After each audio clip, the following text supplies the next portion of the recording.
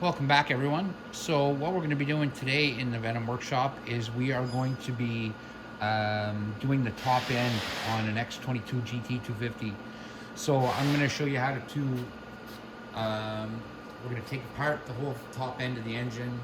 We're also going to take out the piston.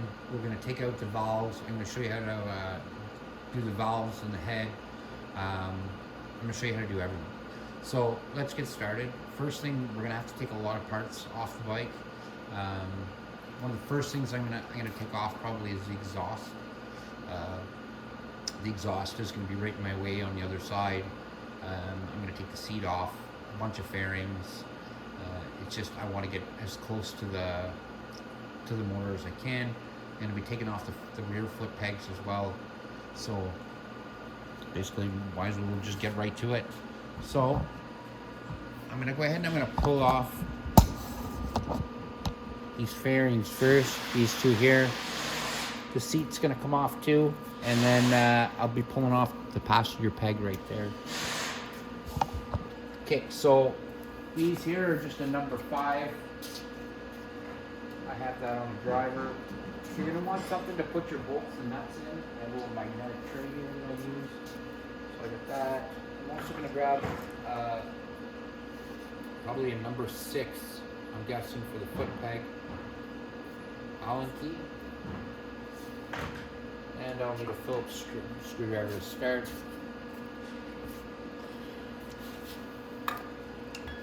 So first things first, we're going to take this one off. And like I said, this is just a number 5 Allen key to take this off. I just have mine on a driver, so it makes it a little bit faster. And this panel here, fairing, just pops right off like that. You're going to want to set it out of the way where it's not going to get scratched or stepped on.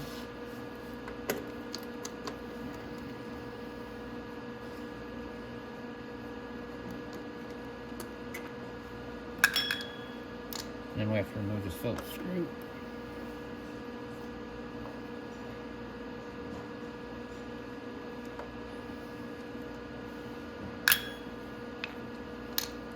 And then, like I said, this is probably a number 6. I might be wrong, but no, it's a number 6.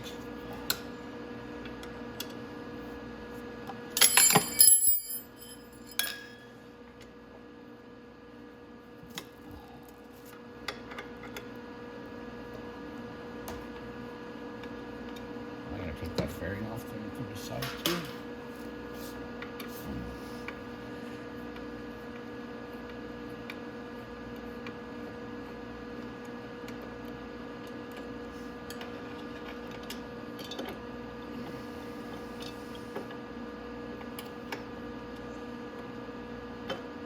And everything that we're removing on this side, we're going to be removing the exact same on the other side. So I'll probably skip that process by the time I come back. Now, underneath the seat, this one here is an Allen bolt. Some of them aren't. Some of them, instead of having an Allen like this, it'll have a bolt instead, a number 10 bolt. Just all depends what year and bike you have. Okay, so now we're just going to go around to the other side, and we're going to get started and take everything off over there. Okay, so all my bolts are off on this side. You'll notice that I did the exact same thing as I did on the other side. Nothing different. Now I'm going to remove my seat. So all you have to do, pull up on your seat a little bit like that, and then pull back towards you and up, and it'll pop right off. And you set it off to the side. So next, we're going to want to take off the exhaust. So right here, I think it's a 13 mil if I'm not mistaken. No, it's a 12. Pretty sure, yeah, it's a 12.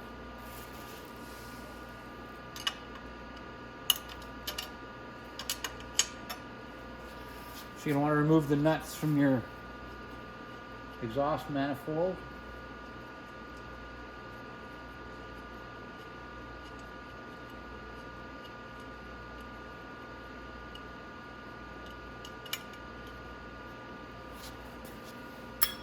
Put them in your tray. Excuse me.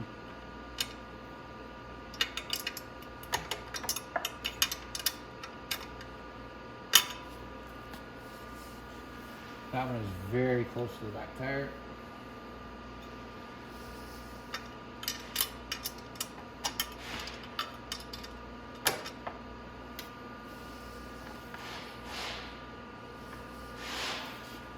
I might get a socket to see if I can get it on there.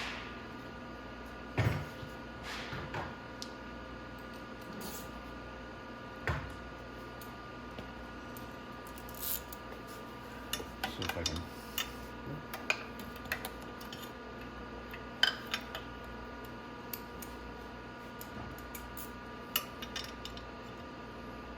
Wow. This turned out to be a pain in the butt.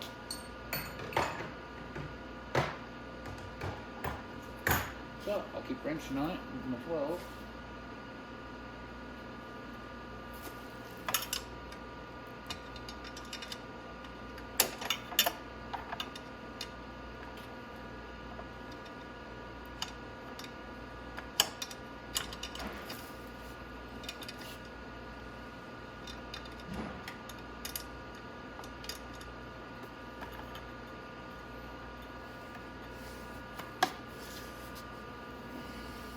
Very careful too, this edge is really sharp here.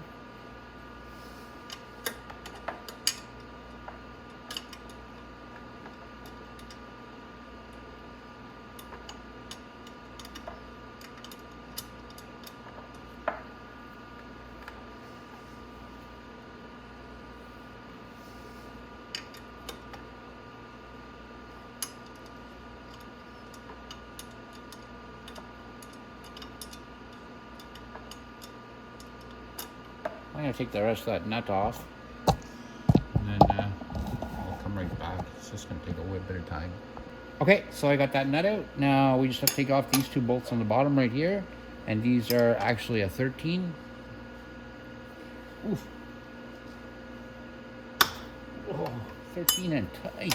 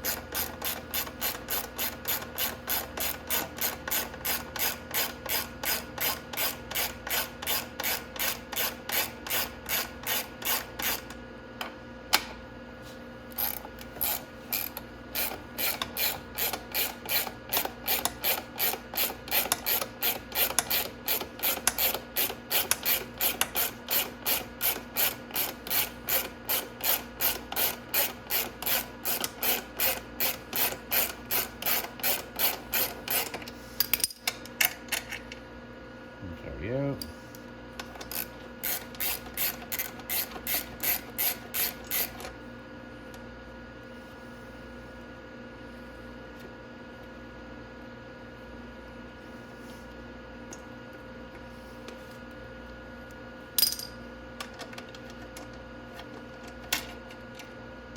All right. Now you just have to let the exhaust off then. Just give it a little shake. And it'll pop off. And this here is for the emissions. So we'll get a pair of pliers to take that hose off.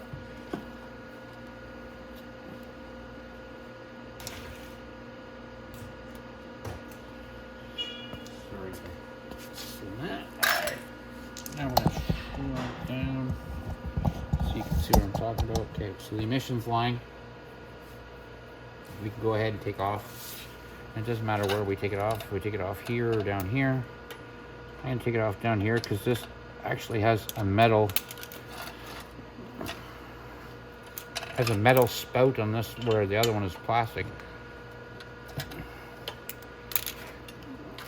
There we go. Now I'm just going to move the muffler out of the way.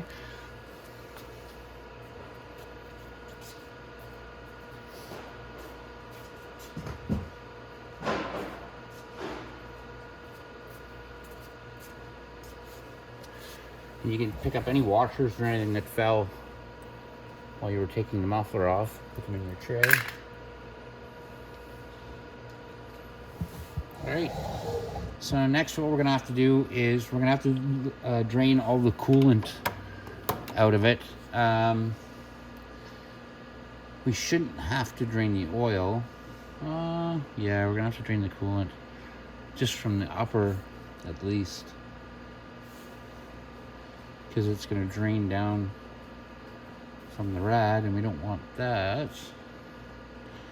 So I'm gonna go get a bucket and I will be right back. We'll figure out what all we need here to get this taken apart. Like I said, I'm only taking apart the top end. I will have to take the carb out, that's not a big deal. But we're gonna go ahead and take the top end out and go from there. Okay, so I'm back. I grabbed 2 buckets because I am gonna have to empty the oil out because I have to remove the oil lines. And if I have to remove the oil lines, I might as well just remove the oil. So I grabbed 2 buckets. This big white one is for the coolant. So I'm gonna go ahead and take all the coolant out of it. So to do that, I'm just gonna need my Phillips screwdriver.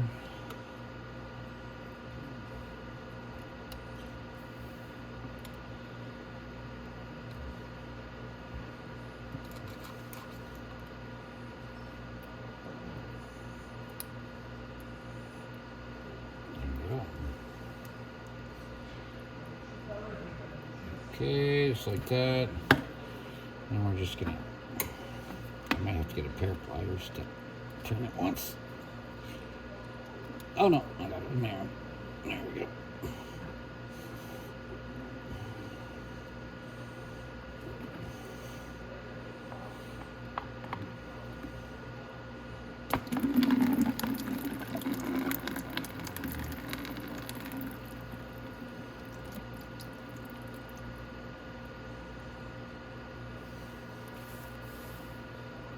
There's going to be more coolant than that. I know there is. And when I start moving and jostling hoses around and stuff, it's going to, it should spill out more coolant than that. There we go.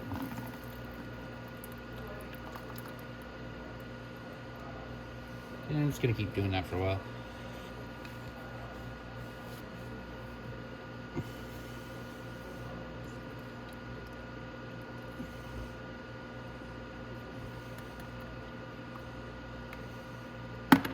Oops, I dropped my hose clamp down in the bucket. There we go. So, next we're going to want to drain the oil out of it, like I said. I'll leave that bucket there. I'm going to have a smaller bucket. Now our oil drain is right here. So we're going to take that off. I think that's a 17 if I'm not mistaken.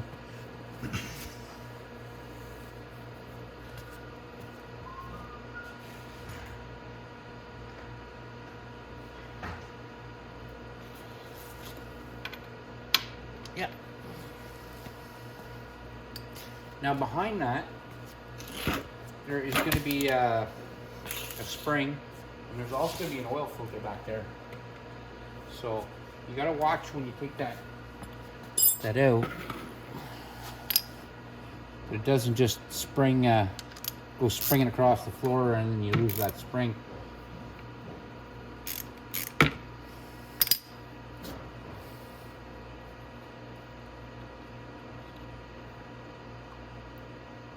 Okay. And remove the spring, and then the filter's in there.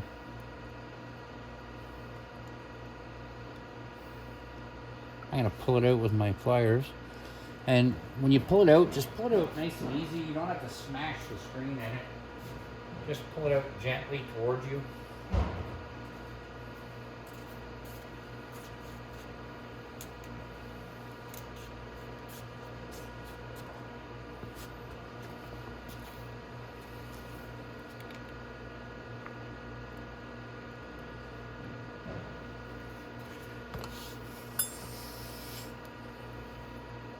And you'll see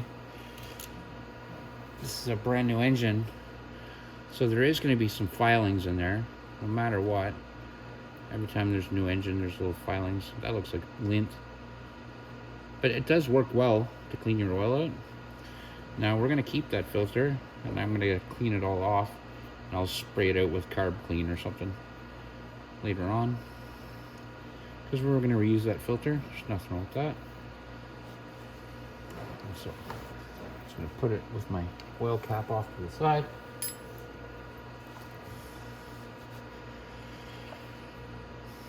I'm going to give this a moment to drain, and then I'm going to stand the bike up a bit and let it drain out a little bit more. Like right now, the engine's canted all to the other side, so nothing is really coming out of it. So just want to stand the bike up straight. I might have to move this one bucket back a bit.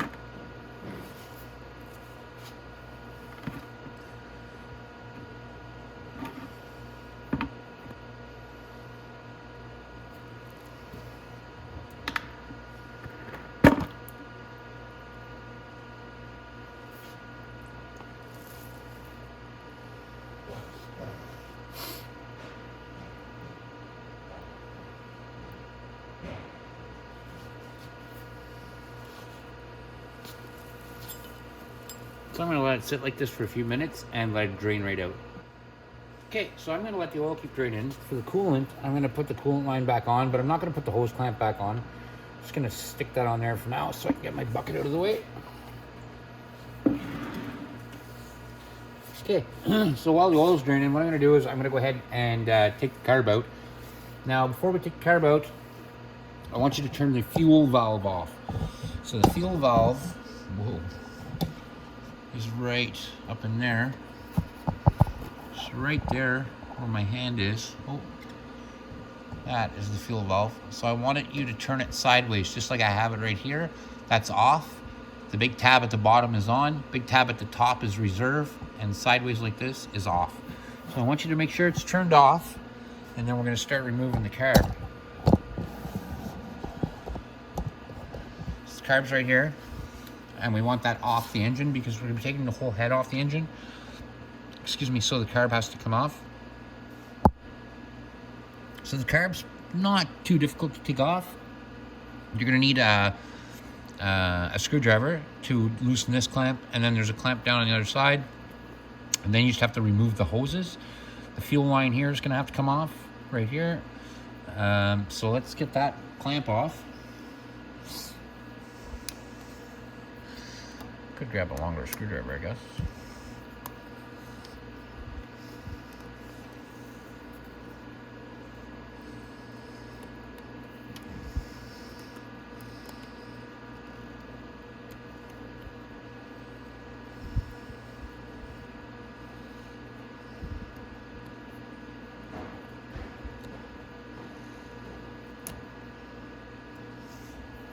Okay, that'll pop off now.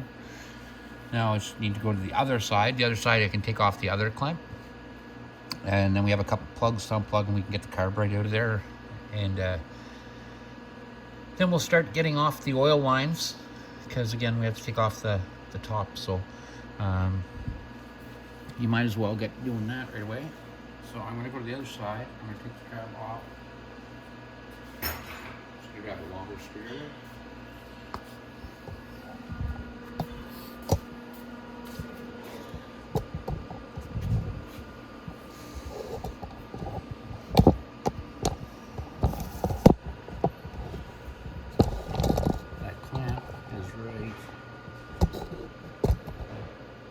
There.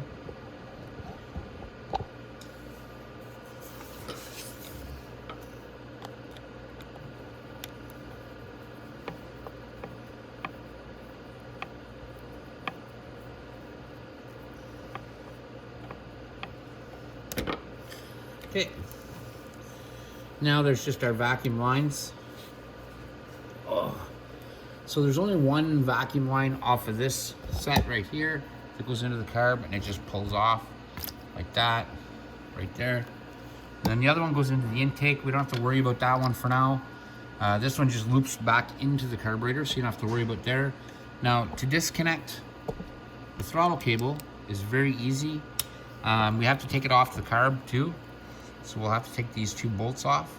So we might as well take them bolts off so we can get right to it.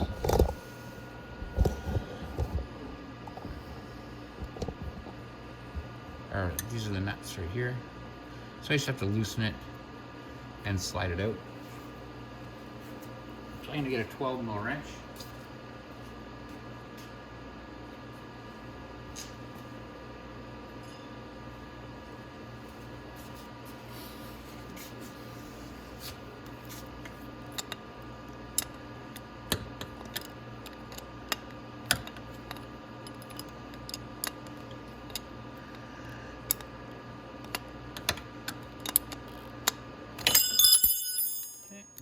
There. Now, to remove the cable, what you have to do is rotate the cable around like this until you get to the little tab and then pop it out. So the throttle cable's off. So now we're going to move to the other side. Bring our tools with us.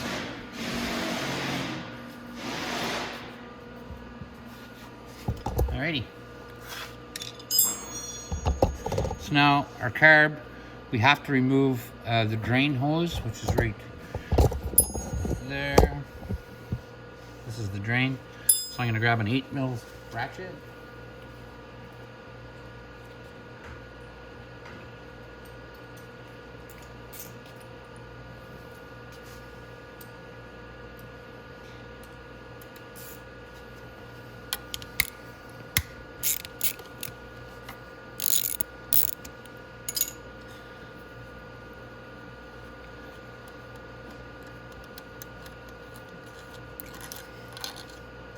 And then just put that bolt right back in, and then you won't lose it. We are gonna have to take it out again to get the oil lines off, but so now that's out of the way. So now we can go back up to our carb again, right here, and we can take our carb off. There's gonna be two plugs that we want to unplug. One is the one right here that's into that sensor right here. You just unplug it. And then there's going to be another wire right here that you can follow. And it's going to go to a red plug way on the other side of the bike. I'm going to go to the other side of the bike because I want to show you the plug.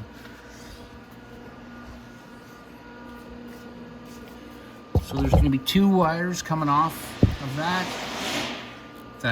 carburetor. This is going to be one of them, so you just have to pull it apart like that, and then this red plug right here with the double on it has to be unplugged as well, and that's for the choke on the carb. So we'll go back around to this side, and we'll just give that a little maneuver back and forth, and then it'll come off. Now we just have to disconnect our fuel line from the bottom here.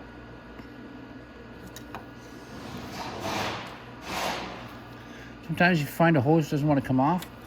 Just get a pair of pliers and just give it a little twist. Just kind of seizes on there. There we go.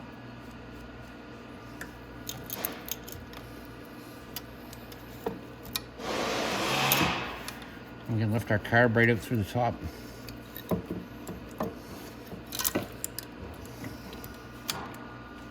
Oh, and I forgot one little line here. This line here has coolant in it. And it tells when the carb is hot enough. There's the other coolant line. Should be two tiny little coolant lines, and that's one of them. Okay. So there's one coolant line that's at the top, and then one comes in from the rad. I'll show you when I put the carb back on. We don't have to worry about it right now. Okay, so our carb is off. Oil's pretty well all drained out. So what we'll do is we'll go ahead and put the oil filter and everything back in. I'll show you how to do that.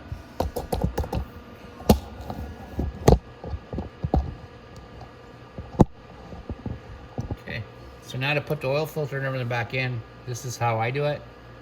I put it in the spring and go ahead and feed the spring in and then just tighten that up. And that just has to be finger tight for now.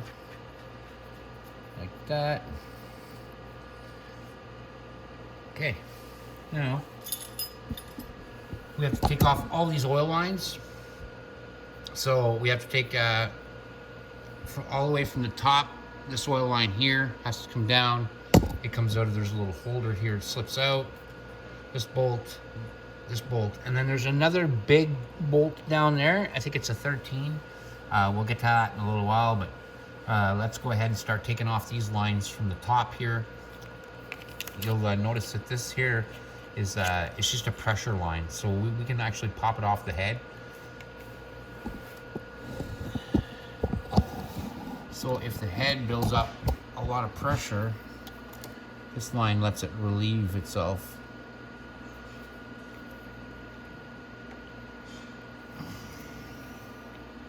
Again, I'm gonna have to give it a little twist. There we go. There we go. So again, I'm just gonna tuck that back out of the way so it's not in my way. Now I can take off that. I'm gonna need a number 10 socket, so and I get up and grab that socket, and we'll go ahead and we'll get all these off.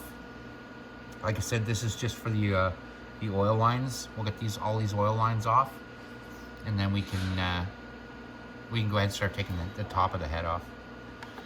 All right, so I'm gonna just grab some tools and I'll be right back. Okay, so this is our 10 mil. That's gonna be tight.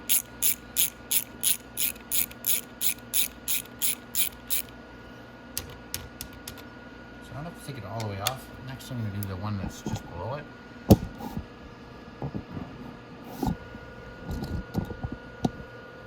It's another oil line.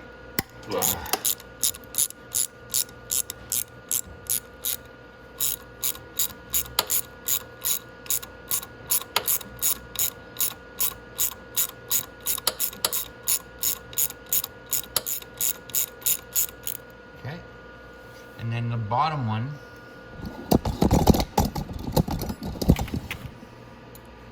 should be a 13 if I'm not mistaken. And it's all the way down underneath here. It's right where my finger is, right there. So let's see if I can get that one loosened. Hopefully it doesn't just drain oil out of it either. No, it's not. It's a 12. So I'm gonna grab 12.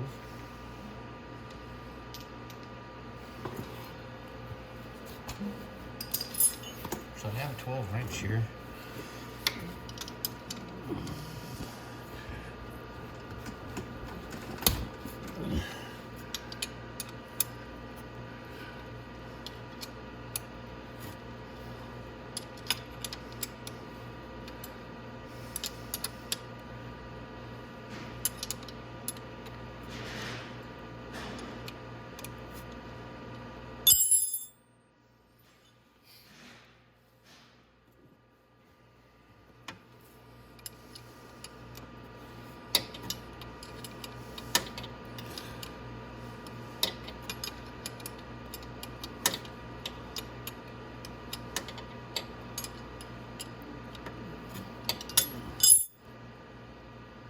Okay.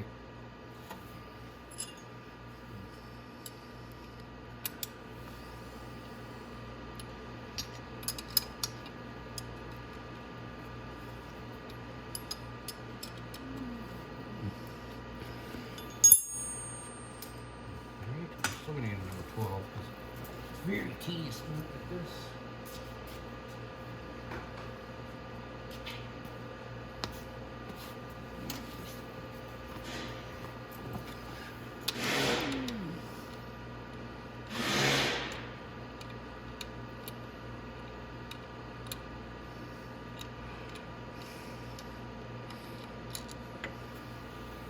All right, so that's the big one down at the bottom. So I'm going to remove the rest of them now. So the next one is this one. So I'm going to go ahead and I'm going to take it right out.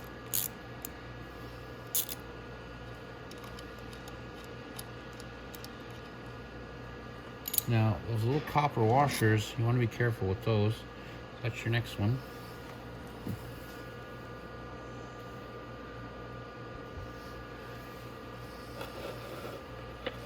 I'm just gonna move the oil bucket here because I know I'm gonna end up dropping one of the copper washers in there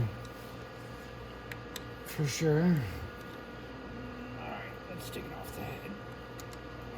Okay. So my 2 copper washers are on that one. That's what I'm gonna do with all of them. I just make sure my 2 copper wires are washers. Here's my next copper washer. Just make sure that's on the second one. And then once I pull that bottom one off, I'll be able to do that. Now, to pull those off, or to pull this off, I need to remove this one and this bolt here. They're both 8 mils.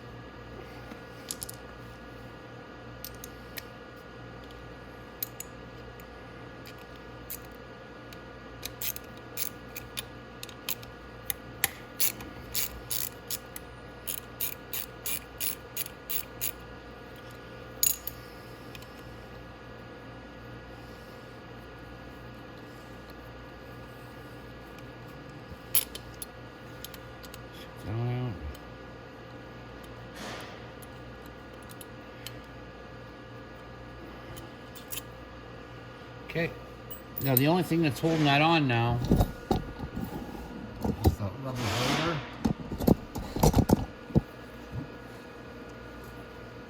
So right here is all that's holding it on. You can usually just maneuver it out a little bit and get it past that.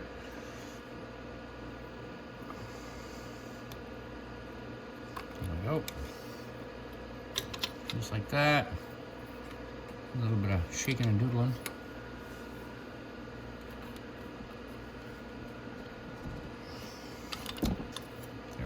And then we get the whole line off like this, and then we'll just set it off to the side.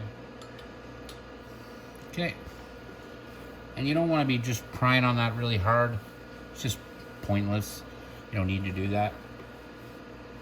Okay. So next we're going to remove the temp sensor off the side of the engine right here. And that's just an 8 mil.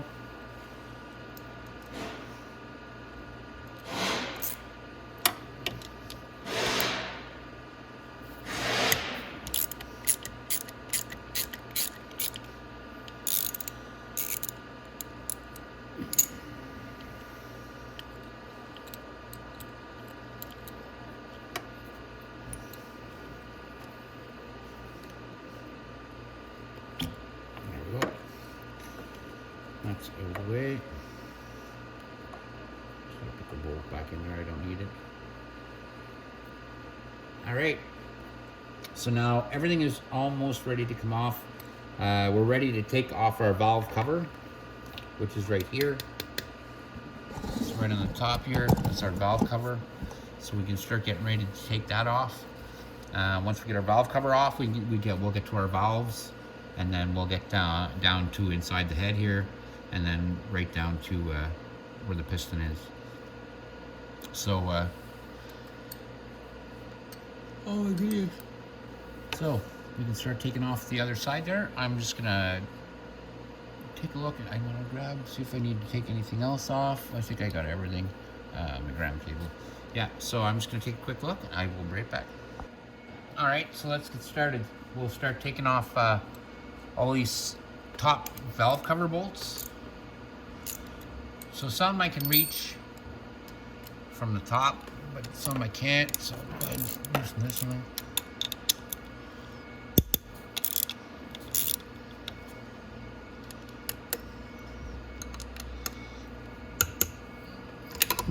Oops. Excuse me. Okay.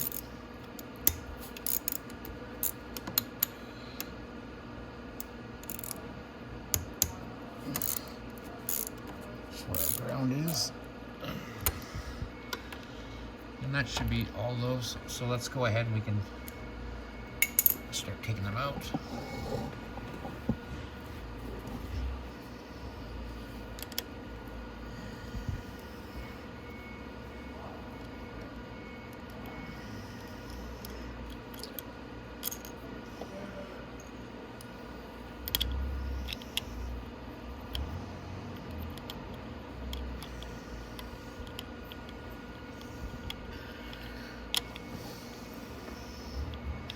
don't panic if you don't know what order these go back in. That's fine.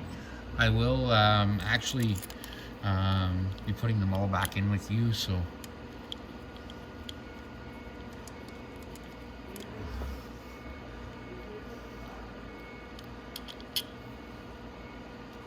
Yep.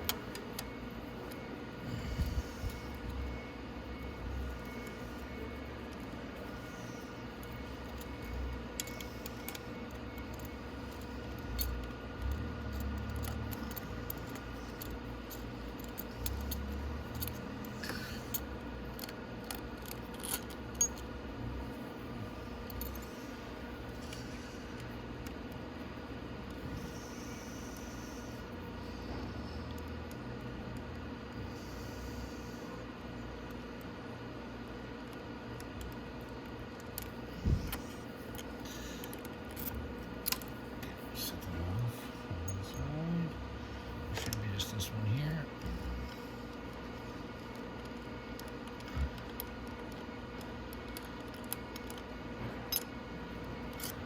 Okay, I'm just gonna go check the other side though. I don't think there is any other ones over there, but I want to make sure there's not some more I'm missing.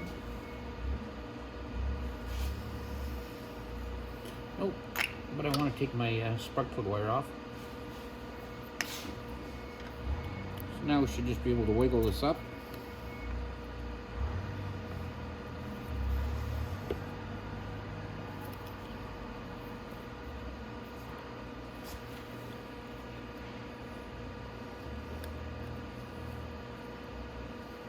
There we go.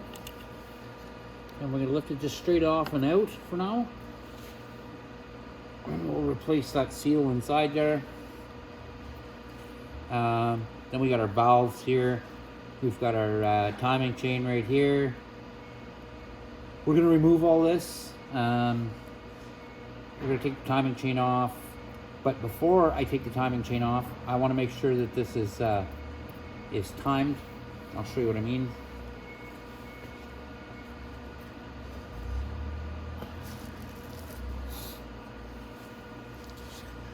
Oh my goodness. Okay. So on the flywheel here, there's going to be timing marks on that. For what I want is I want the piston at the top of the cylinder when I take all this apart. I don't technically have to, because when I take it all apart, I'm going to do that anyway. So, but usually I like to do it just to make sure that it's all lined up.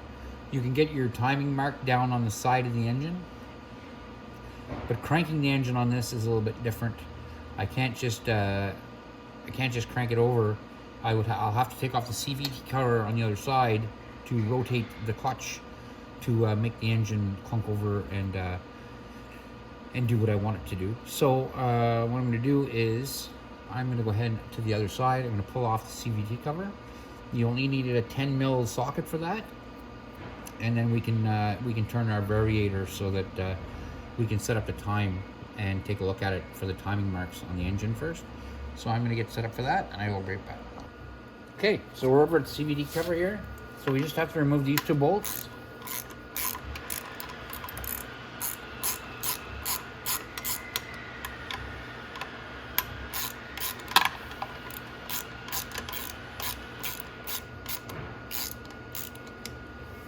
There we go. Oh my goodness.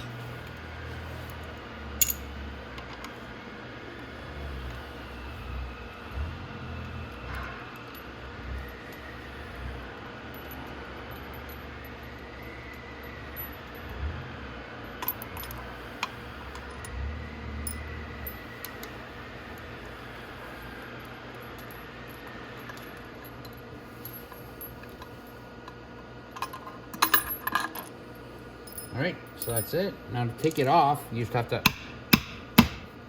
do a little up and down like that with your hand, and it'll pop off, and then you can just set it off to the side. Now we can rotate our engine. So what we're gonna have to do is we're gonna go to the other side,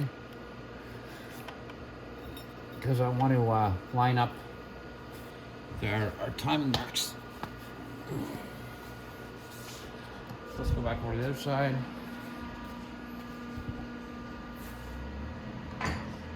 big flat screwdriver.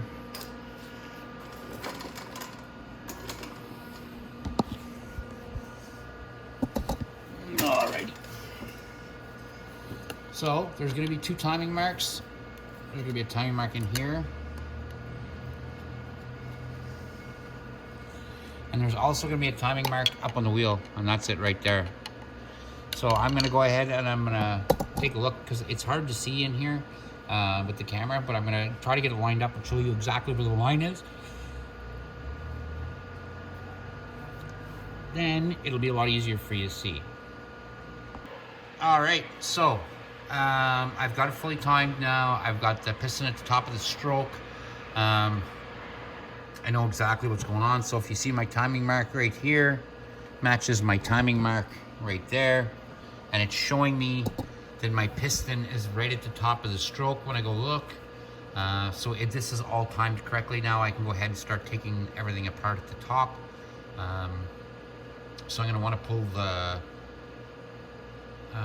cam out of there. So I'm also gonna pull the tensioner out of there.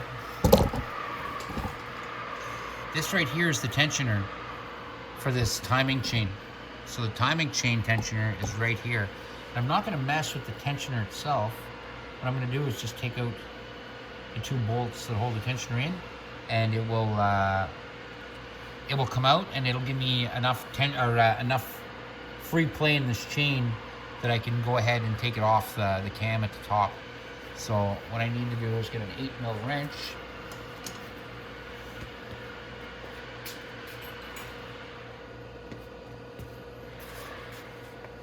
Oh my goodness.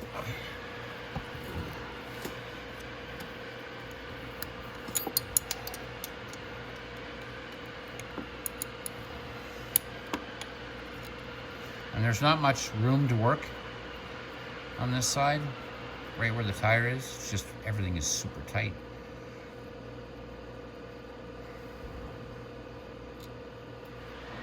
So I'm gonna go around to the other side.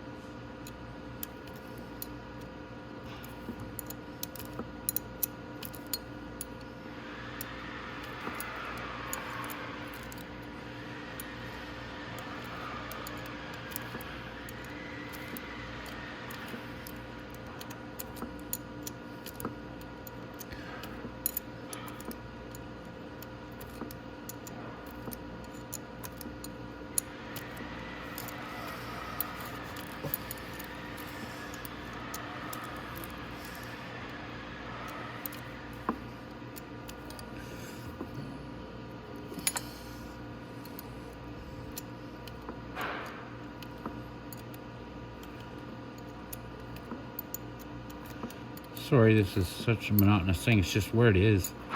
It's just terrible to get out.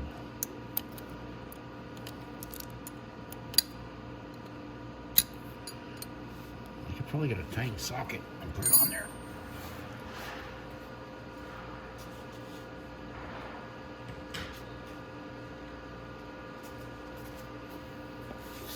Let's see.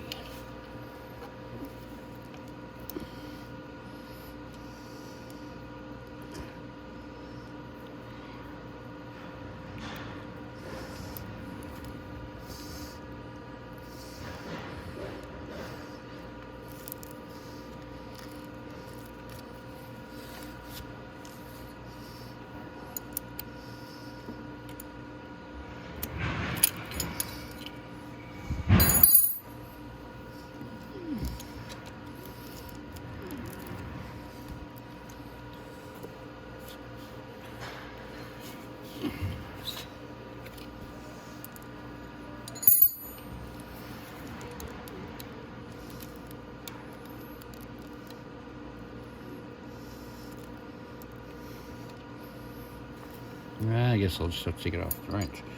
It's not really giving me much choice.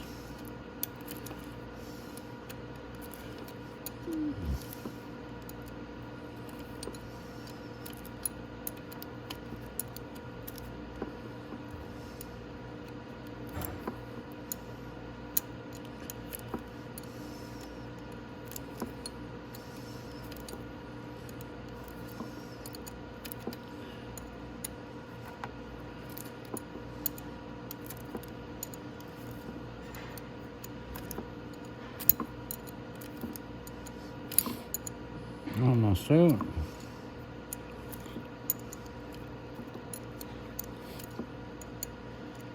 I'm gonna go ahead and take this the rest of the way off, and I'll be right back. Okay, so it's out. So what I'm gonna do now is go around to the other side. We're gonna pull the timing chain, or I'm sorry, the cam off, and we can take the timing chain off at the same time.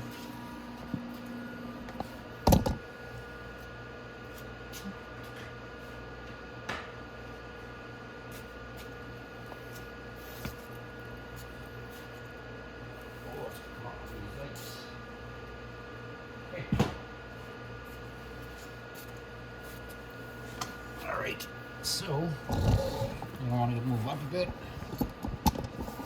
Right to about here. Then we're going to take out our 8mm cam bolts.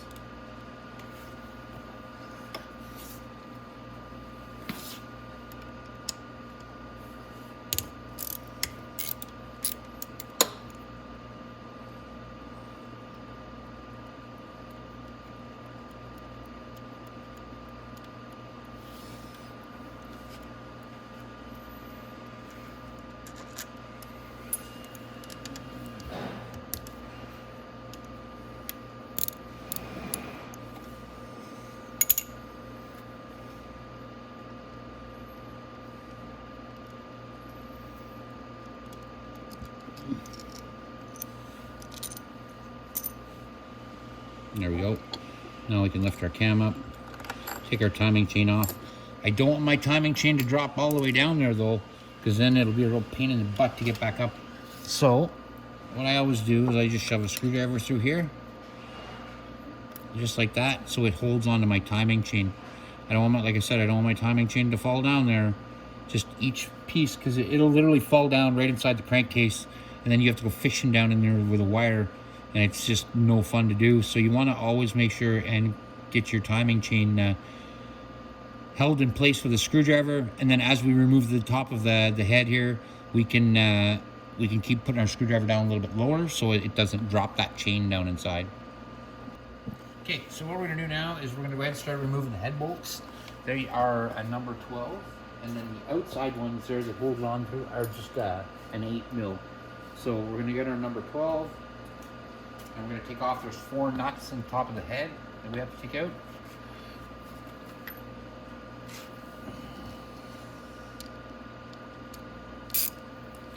So the fire corner here, this one.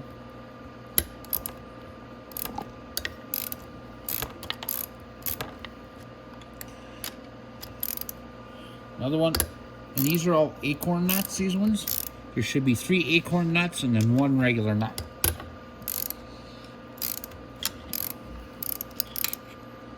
And then 1 regular nut in this top right corner.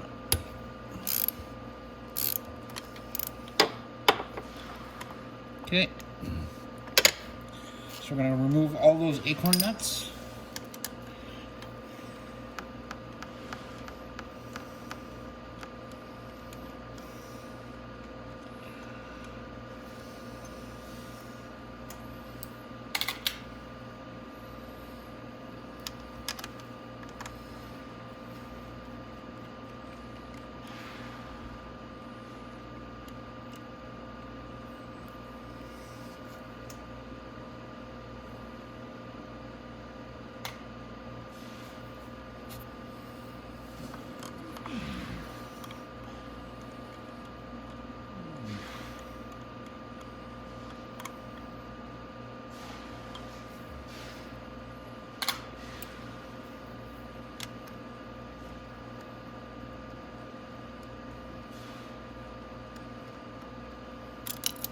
Oops.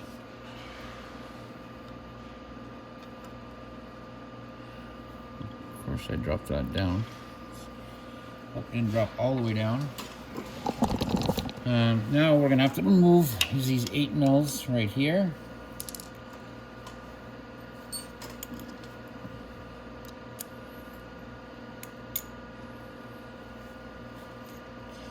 It's too tight for a ratchet. I have a wrench. Yeah, with my ratchet.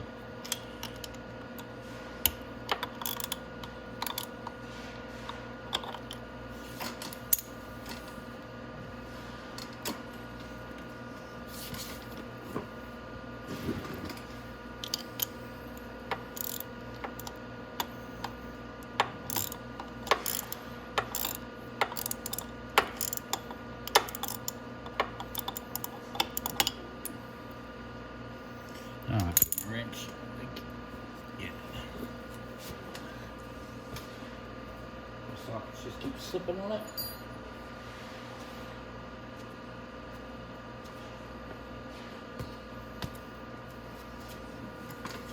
Alrighty.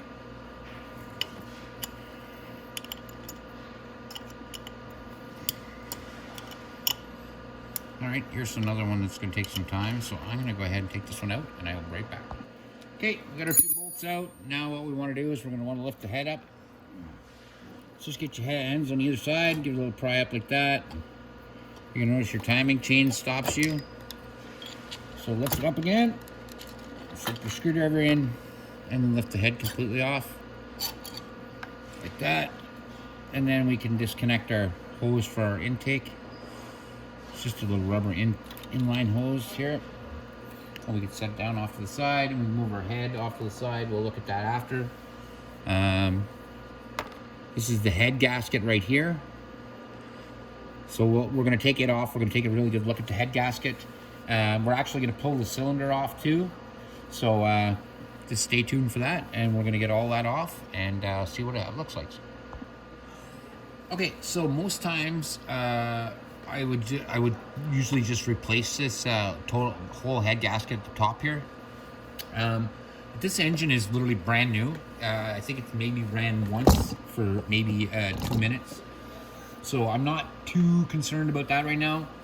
But I do want to remove, I'm gonna get these rubber lines out of the way for now. Okay, but I do want to remove this 1/8 mil right here. So we're gonna go down a little bit so you can see what I'm talking about. There's an 8 mil right here. Has to be removed.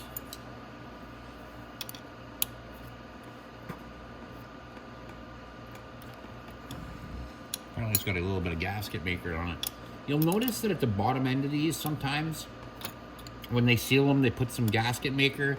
I wish they did that on all the models. Sometimes with the paper gasket, if it's not torqued down correctly, it will leak there. And it doesn't leak much, usually a couple drops, but it's still a pain. So most times if that happens, what I would do is just tighten down my head bolts, and that should clear up the leak. But if you still find that there's a leak after you've done that, then you're gonna have to take it all apart here like I'm doing right now, and change that gasket in the bottom and put some gasket maker. Oops. See if I can put a socket on that and just unscrew it now.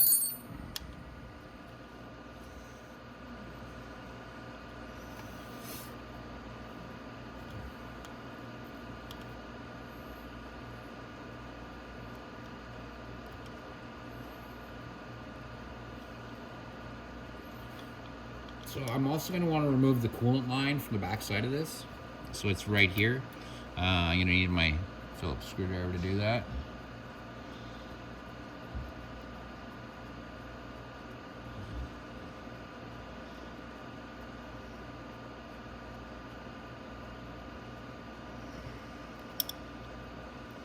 There we go. So that's out. All of my bolts now are out, so that head should lift, that cylinder should lift right off. I do want to go ahead and take that coolant hose off first, though. So I'm just going to grab my screwdriver.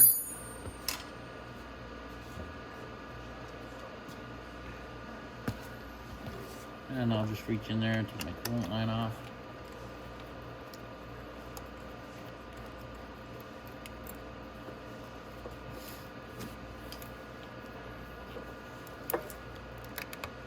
So just give that hose a twist and then just take it right off and just set it up. There's going to be no water in it because we already drained our lines. Then just take a screwdriver, go down to the base here, if you can. Get it under the base. There's a little crack here. Oof, goodness. So we might actually have to hit it a little shock with a hammer. Now when I shock that, I'm not going to hit the steel with the actual steel of the hammer. I'm just going to use the handle of it. Or I'll just use a chunk 2x4 with my hammer. And I'll show you what I mean. I just want to put it on there and I just want to shock it so that it, there we go. So it unsticks off that gasket at the bottom and it should lift off now.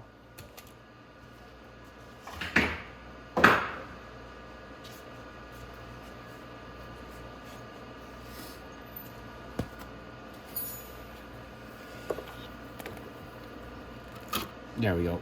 And it's going to lift off. But again, our timing chain, you're going to lift it up, remove your screwdriver, put your screwdriver back down here in the bottom.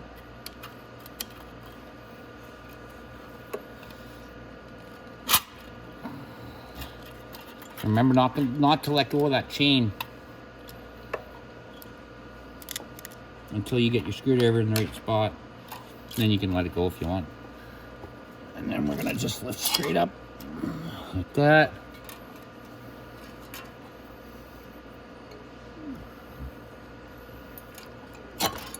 And then we can just take our whole cylinder right off.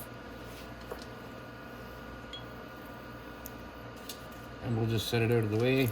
Oop. You might have a little bit of liquid left in it. Just pour it out into your bucket. It might have a little bit of rust on it. It's not that big a deal. It's just probably from sitting for a very long time. And that's how you take off the top. I'm going to get ready because I want to actually take the piston off to show you how we would change the piston. The piston is brand new, so I'm not actually going to change it, but at least I can show you how to do it.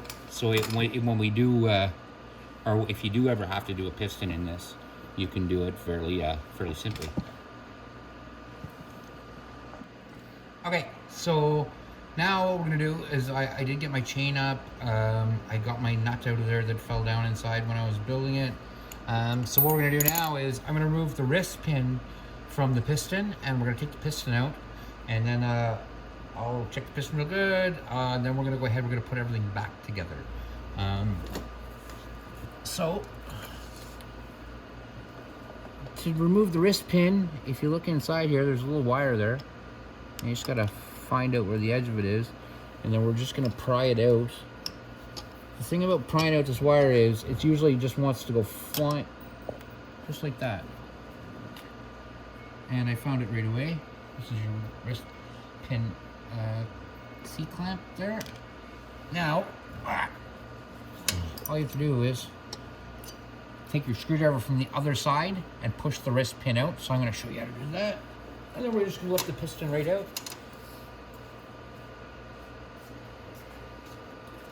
Now usually when you get a new piston, it comes with a new wrist pin.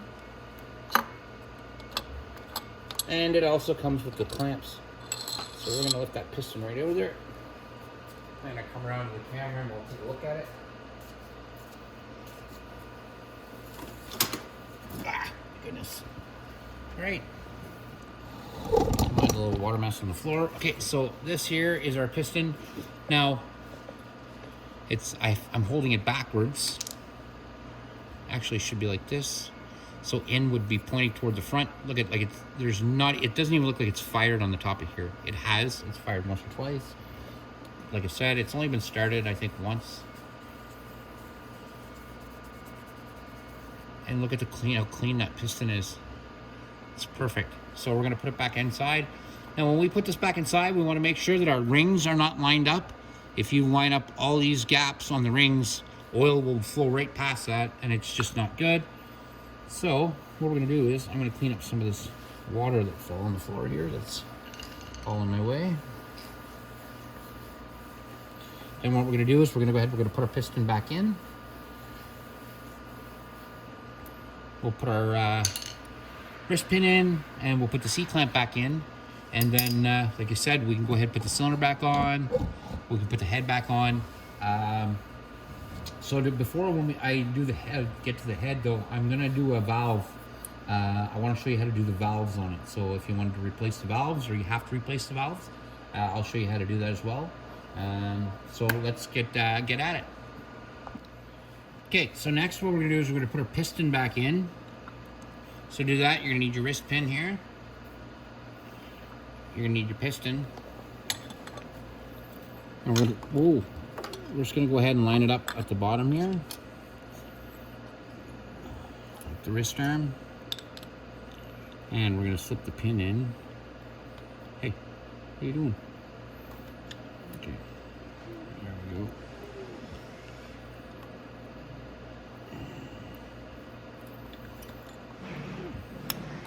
There we go. Okay, now I just have to find a hole in there.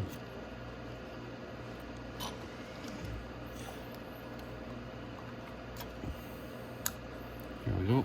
And then push it all the way in. And then we just have to put our C-clamp back on. And that's right here.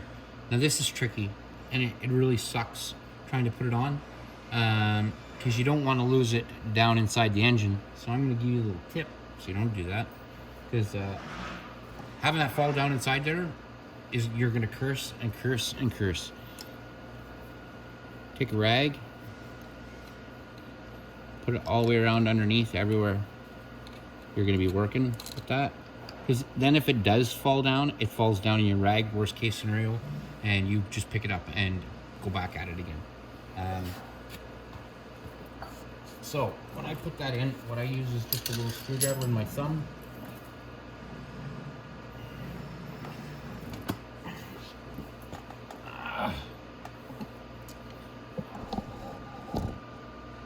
Okay. Now I start my C-clip at the top.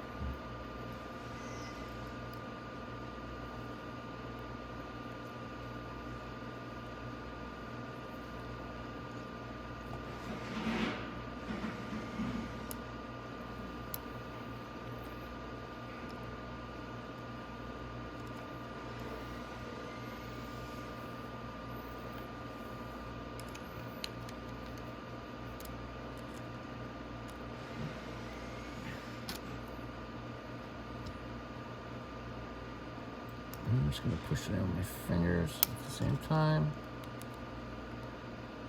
And it's almost in where I want it. There we go. And now my wire is snapped in place, and that wrist pin can't come out, and my piston's exactly where I want it. So next we can go ahead and we can put our cylinder back on, or the jug as some people call it. This one you don't have to worry about. This is your timing chain right here, guide. You don't have to worry about that one, but the other one you're gonna have to put in,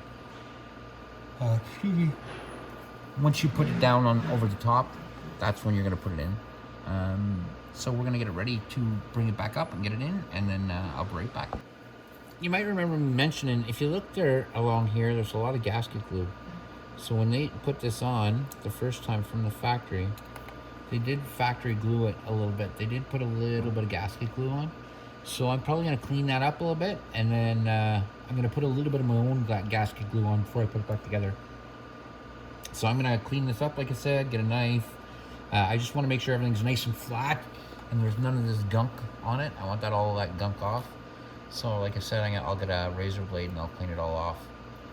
And then I'll come back and I'll show you what I'm gonna do, because I wanna re-gasket it. I don't want this to leak once it gets to a customer, and I would rather put a little bit of gasket glue, you know what I mean, than have to worry about it. So I'm gonna go ahead and do that, and then we can go ahead and put the jug back on.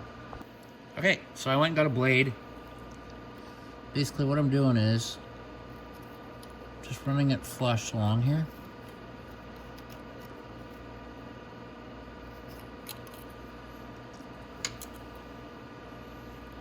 Clean out all that little extra bit of gasket that they have. The cleaner this is,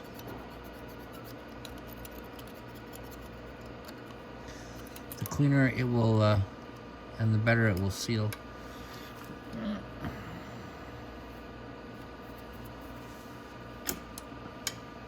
So I'm going to keep cleaning this just because it's tedious and it's going to take me a bit of time, but I wanted to show you what I was doing. And then I'll be right back and we'll be able to apply some gasket and we'll put it all back together. Okay, so I'm going to put a little bit of gasket maker on here, but I don't want this timing chain in here gucking everything up. So what I'm going to do is I am going to just zip tie this for now. Just like that.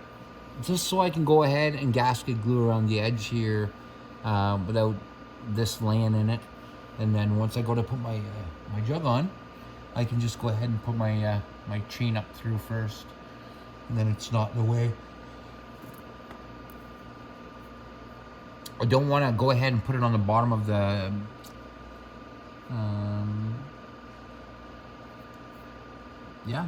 on the bottom of the cylinder, because then when I'm trying to adjust this piston in there, I'm going to get it all over my hands.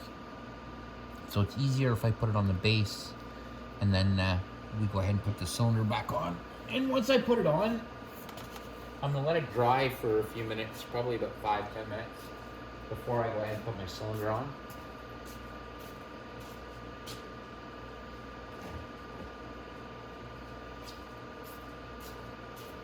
So what I use is red RTV gasket. It's a high temp gasket.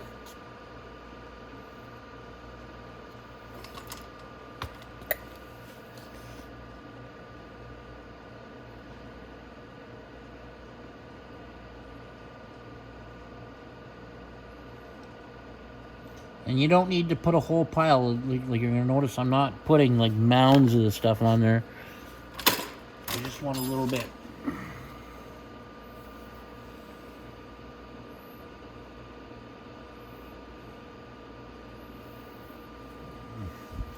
And actually roll this a bit so it comes out better.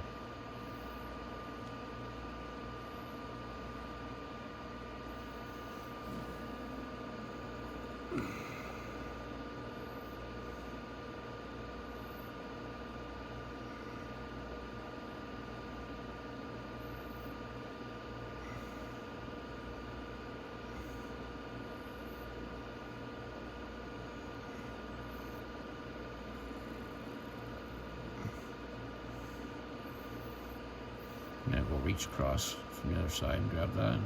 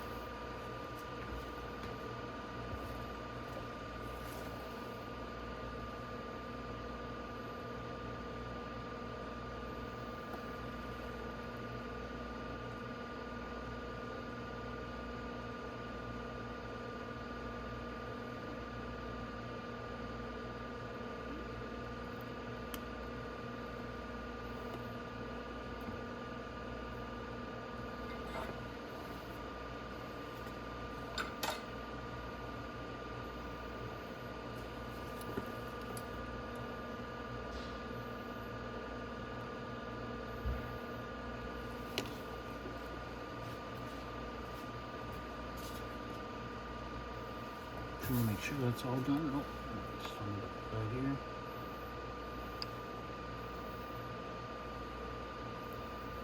Good. So I'm going to let that dry for about 5-10 minutes, and I will be right back. Okay, so I give it about 10 minutes to dry. Now I'm going to get started. Now, there's a few things that I want to do first. It's a bit of a pain in the ass to line up a piston like this, but I'm going to do it anyway, and it's even tougher when it's on camera and I'm trying to avoid hitting the camera. So I'm going to do the best I can to show you. One thing I am going to use is a little piece of wire like this with a hook on it, and that's just to grab my timing chain to bring it up through the cylinder. Other than that, it's going to be pretty simple how we do this. So I've got my cylinder right here. I'm going to go ahead and snip that zip tie. I'm just going to hold my timing chain for now. Now, when I start, what I'm going to do is I'm going to go ahead and put my timing chain on that wire, and I'm just going to feed it up through the head, or sorry, through the cylinder. And then I can go ahead and get my cylinder down to the top of the piston, and I won't have to worry about it. I don't want to have to worry about this timing chain slipping down inside. So, what I do is just go ahead and hook that in first, just like that.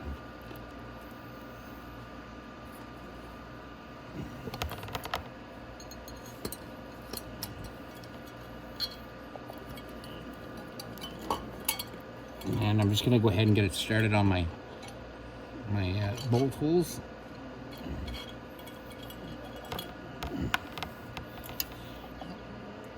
Just got to remember to make sure that guide is going in. Now we can move our piston in. What I do is I usually start on one side and just squeeze my rings in as I'm going. There we go. That's in there nice. Now I want this to go down straight and fast, just like that. And you'll notice when it went down straight and fast, it went right down to the bottom. A little bit squirted out, that's fine. I'm good with that. I have no problems with the way that went on. I'm going to put my bolt back in.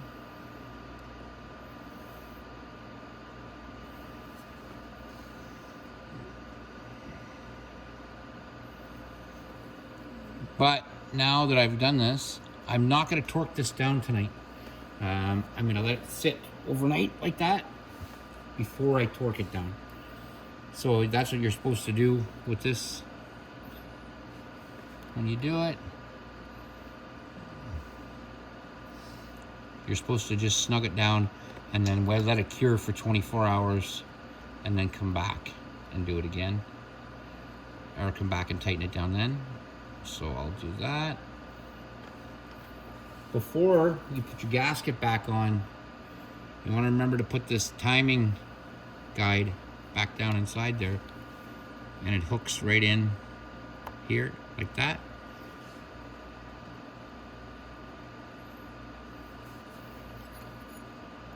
So I'm going to tighten down this this one anchor bolt here.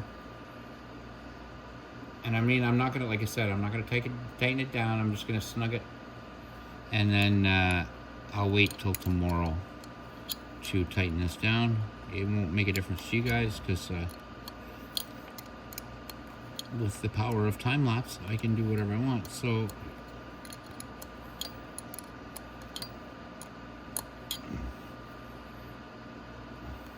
but I want you to do the same. Once you seal it, if you use gasket glue at all, leave it for the night, let it dry a bit. You want it to cure because we don't want any leaks, right? So that's getting tight now. So what I want to do is just a little turn like that, just so a little bit squeezes out all the way around, and then that's it.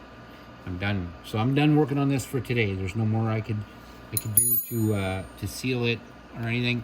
I can go ahead, put my hose clamp back on, and put my water pipe back on.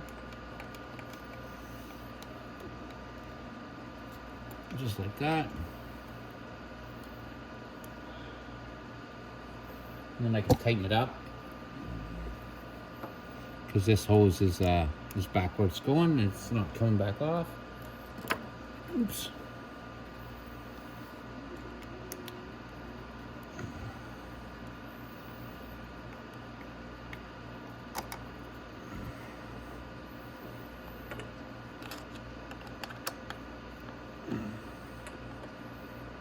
So like I said, there we are for the night, and that's as far as I can go for this evening. And then so tomorrow what we'll do is we'll we'll come back at it. I'm gonna do the valves tomorrow, and once we get the valves all done up, like the valves in this aren't bad, but I want to show everybody what it's like and how you do change the valves on these. We'll clean up our head gasket really well here too. Yeah, there it is. So we'll clean that up nice. And so like I said, that's it for tonight, and we'll see you again tomorrow. Okay, so we're back with the X22gt 250. You'll notice that everything's kind of changed around, but it's the same bike. I have the same engine parts. We're just gonna get it back together. First thing we're gonna do is the valves. I'm gonna show everybody how to change the valves in it at the same time. I like to do it, let's do it as a whole engine off, one off, you know what I mean? So right now we're at the head. We've already got the piston in, all that stuff is done. So now what we're gonna do is, and if you notice our sealant is all sealed down. I did tighten that down the next day. All that's good. So let's go over here now. I have the head sitting here. So I'm just gonna lower my camera here. And on this one, I'm not going to be changing the valves. I'm just gonna take them out and show you how to put them in.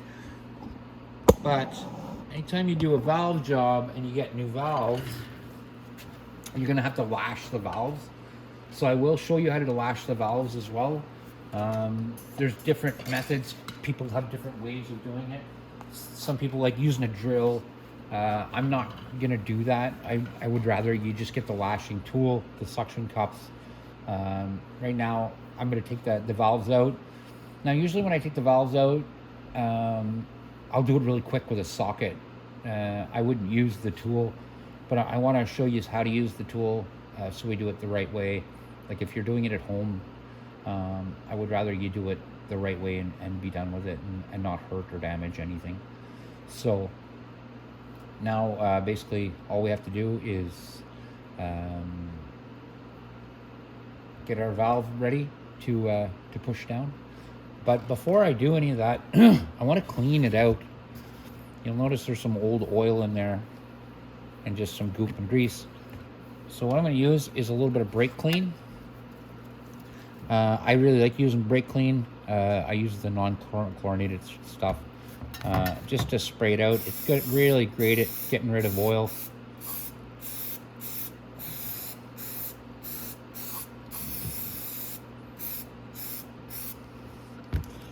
Now I'm gonna just pour it out on the cardboard. I really don't care if it gets on the cardboard because it'll just evaporate.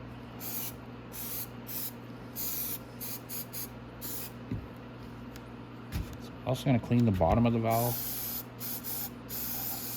Like this engine's only ran maybe 1 or 2 times, so it's not very dirty if you look. And once I pull them valves out, you'll see that they're already lashed, so they're literally shiny as soon as I give them a little wipe here. So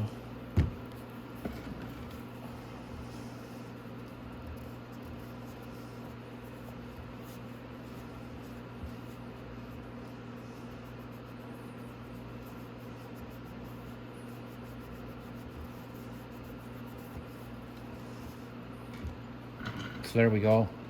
So that's our cylinder head, and it's like I said, it's fairly clean. It's not very dirty.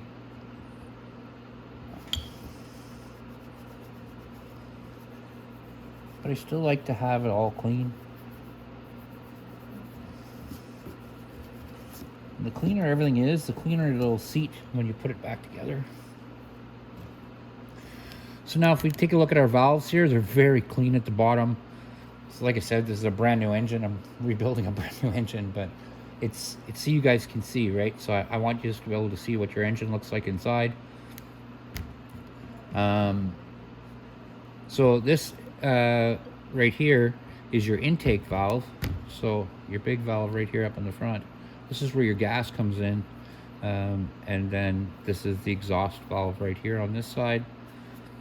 And sometimes, if it's just, I find especially with these GY6 engines, it's anytime that there's a low compression or anything on it, it usually comes down to one of the valves. It's the valve's just not seating correctly up here. So we're gonna get it apart, and I'll talk to you about the lashing bit of it, and then we'll kind of go from there. So let's now, if you have one of these tools, it's fantastic. I'm pretty sure. No, that one's too big. It's going to be a 23 mil probably on the valve.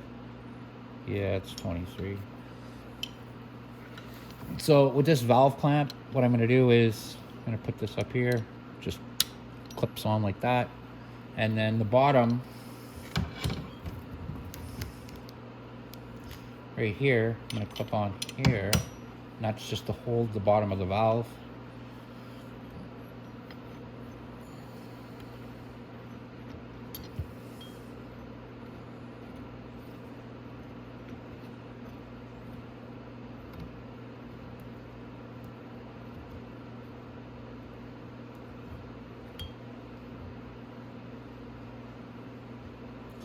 That one's just getting finger tight, and then I'll turn it like that. There's a handy dandy little handle that comes in here. And then we can start compressing our valve. There we go.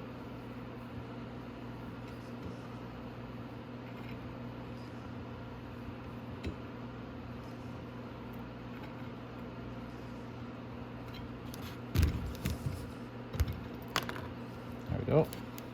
Now I can loosen off the valve, let it out.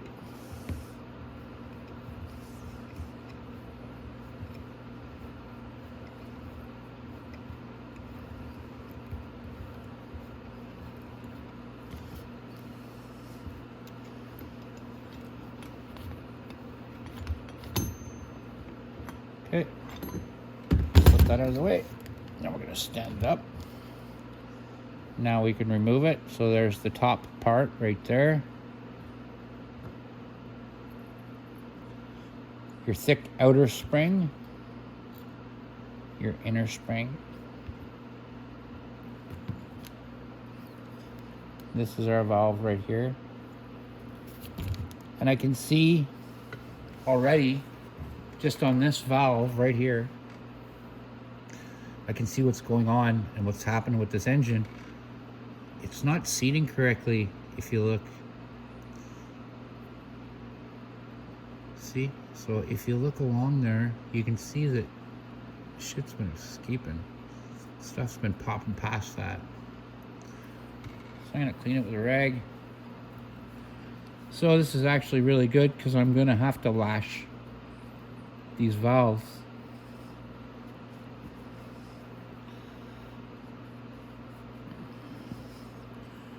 See what it looks like once I clean it up, but it doesn't look like the exhaust valve has been sealing very well.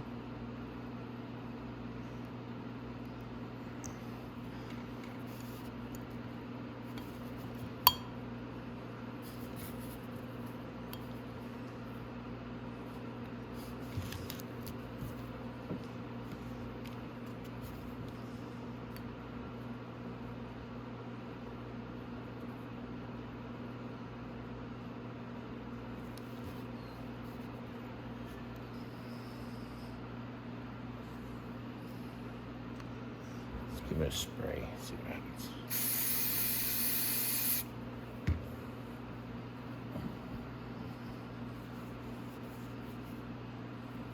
Well, it was lashed a bit, but there's still some black on there. Let's get the other valve out and have a look at it.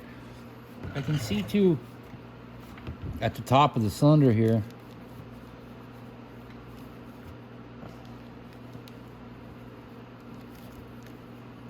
it's just, it's like it's not sealing very well. So I'm gonna lash the valves.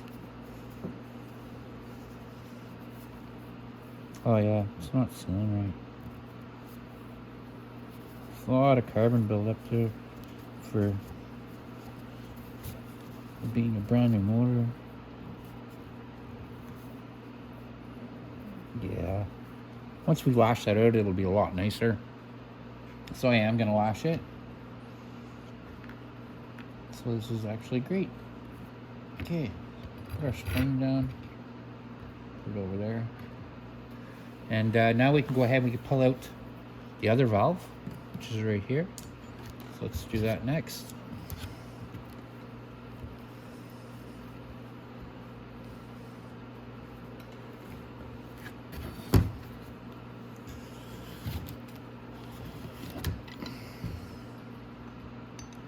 Okay.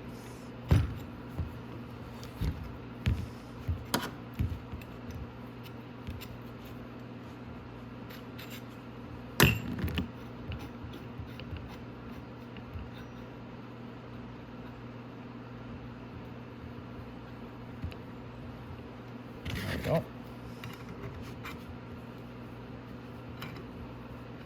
There we go. Let's see if we did on the other side. No, only one fell out. There we go.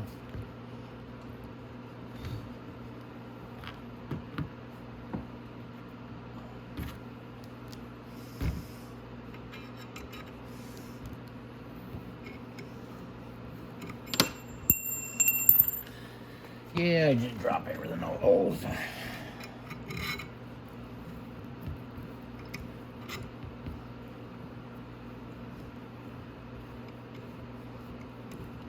Okay.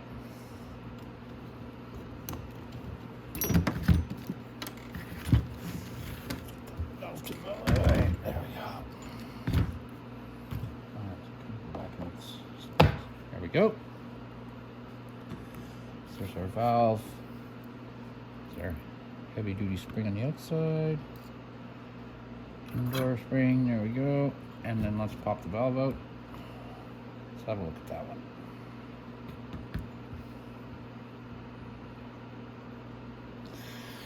Now if you see it, this one was lashed a lot better than the other one. So the intake one is it's still discolored a bit, but it's not too bad. This one's actually really good. I'm still gonna lash it too, but yeah, even inside it looks better. So let's clean that off.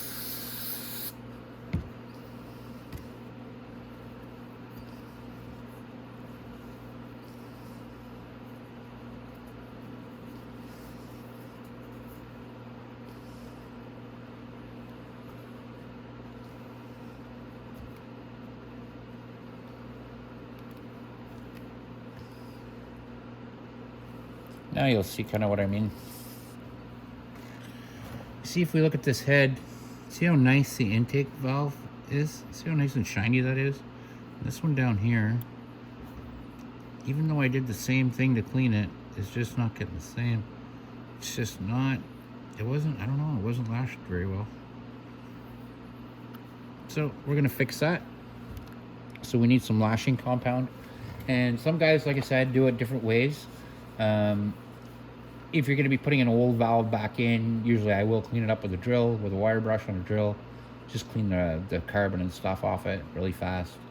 Now, I'm going to need some compound here to clean the, or to lap this. So I'm going to go grab some compound, and then we're going to have to lap the valves, and we'll get started with that. Hey buddy, I just want to make a real quick video for you. I know now why some of the GTs are losing compression. I went ahead and pulled the valves on this one. You'll notice I cleaned it up. It's nice and clean here, and it looks really nice, but it's really not. If I pull out this valve, you'll notice that valve really nice and clean. So you'll see when they lapped it, they made it really nice down here. Everything's nice and clean. Same with the valve. It's nice and clean on the bottom. It's sealing really well. Now the exhaust valve is a different story. It looks like they didn't lap it at all. They just shoved the valve in. See how dirty that is? I cleaned them both the exact same way. But you'll notice this one's got carbon all the way around here. It's because they didn't lap the valve. They didn't, even the valve on it is dark around in different places. They didn't lap this one. So when you lap it, what you're doing is you sand this so that this valve and the seat here fit perfectly together. So I'm gonna have to buy some lapping compound, and I'm gonna be showing people how to do it anyway. Anybody who has to change a valve is gonna have to lap it. So I'm gonna grab some compound there tomorrow from Canadian Tire and show everybody how to do that. But I just wanted to show you, that's why they're having oil compression in the top end. It's one of the valves is just not lapped correctly. So I just wanted to give you a short video, bud. Alrighty, so we're back. Went over and got the stuff to lap these valves. Okay, so lapping valves is not very difficult. What we're gonna wanna do is we're gonna wanna lap this valve especially until we don't see any more of that black on there. I want all that black gone after I wipe it off. I'm gonna do it on both sides. And what lapping a valve does is help that valve seat correctly down inside that head, so it sits just nice down in there. You will need two things to lap valves. You're gonna need valve grinding compound. It's for lapping valves. We're not gonna be using a ton of this stuff, just a little bit. And a lapping tool. And you just need this to, it sticks to the end of the valve, you'll see, to turn it. So, excuse me. So the one I want to do first is I'm going to do, I'm sorry, the exhaust, because it's the worst. I just want to grab a rag first.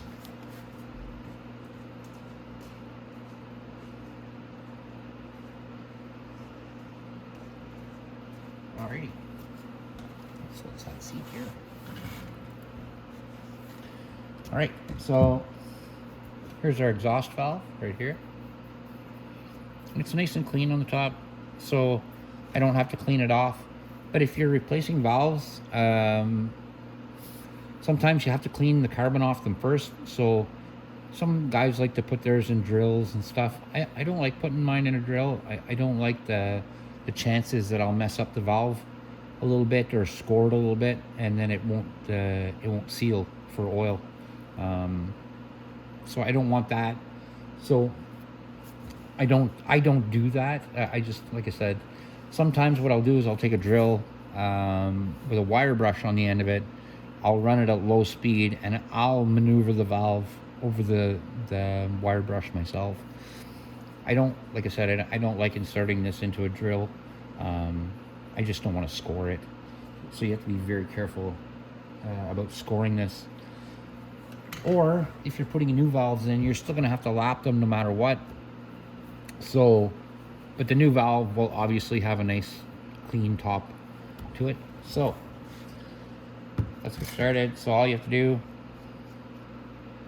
take a little bit of lapping compound, squirt it out like that, and you just want it to run all along the edge of the bottom of the valve.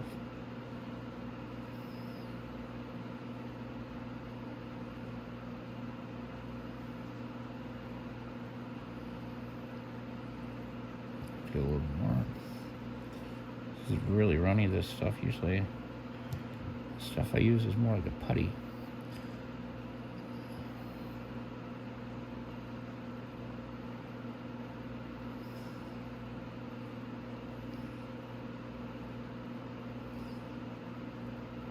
Just like that. And you just want it to be uniform all the way around like that. And you take your lapping tool and you stick the suction cup to it. Oh, slipped a little bit. And you put it back down into your valve, or into your head. Just wait. Get that off. I'll push my valve down first. I'll wipe off the top of the valve.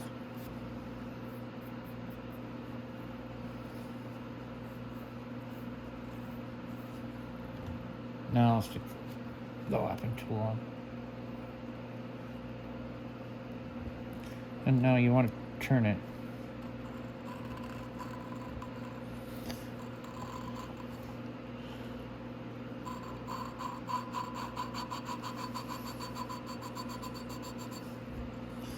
And you'll feel it get smoother and smoother as it goes.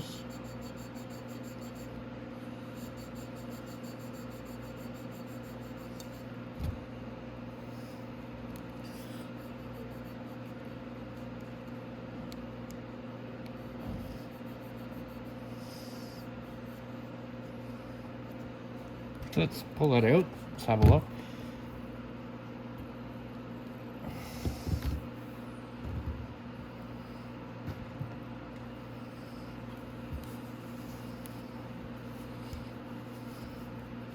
And you'll see the black marks are all starting to come off of there. And that's that lapping stuff. So I'm gonna apply a little bit more. This is the runniest lapping stuff I've ever used.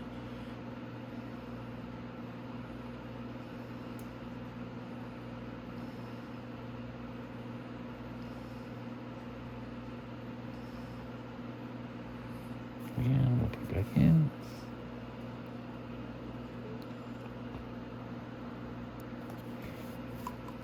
I should have brought a couple of pieces of wood. I like when I do it, I like it like doing it like I'm trying to make a fire where I can do it really fast.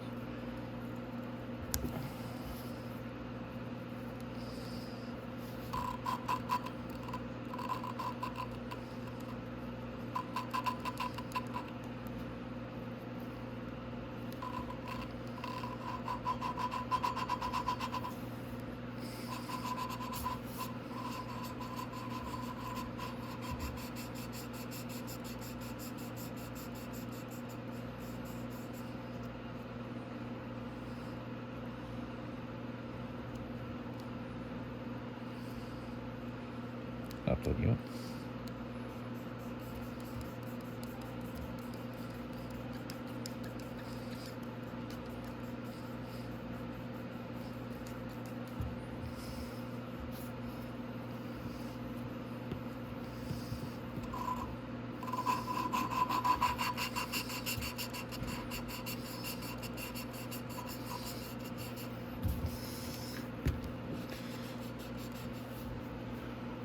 On you.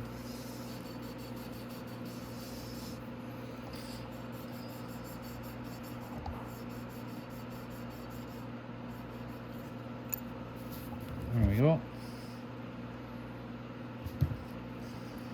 Let's plug it in. Get it over there.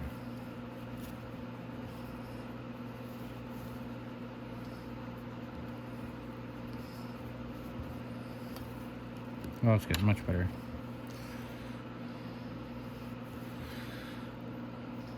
Nice.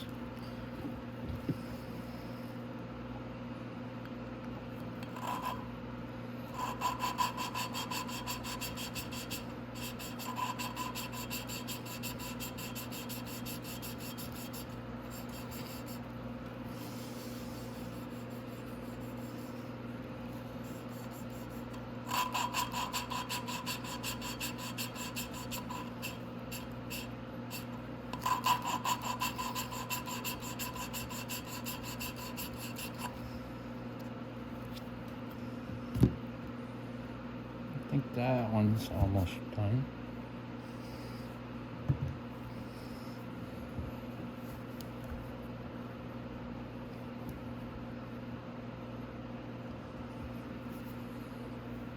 Oh yeah, that's much better.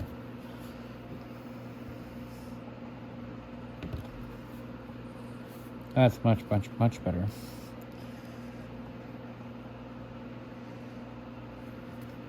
Now you'll notice that, see all those black marks that were on there before? They're all gone. So I'm going to do it one more time. I can see a little bit there, but I think that's just lapping compound. But I'm going to do it one more time. And then I'm going to go to the intake valve. And we'll do that one.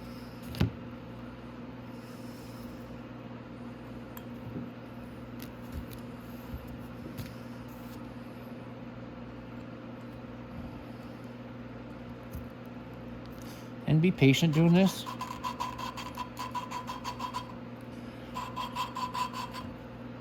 It's actually quite relaxing. I love working on motors. Get you out of the house, away from the kids, and go relax.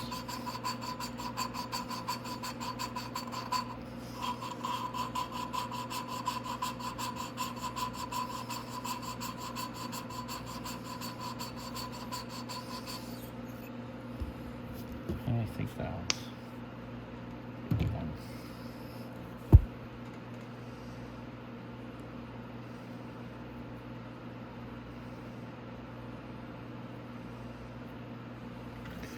Now, if you look at our valve, look at that. No marks.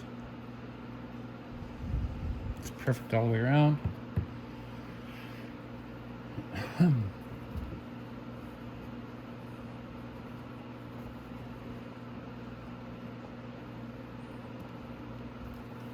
Oh, look at that. It's perfect.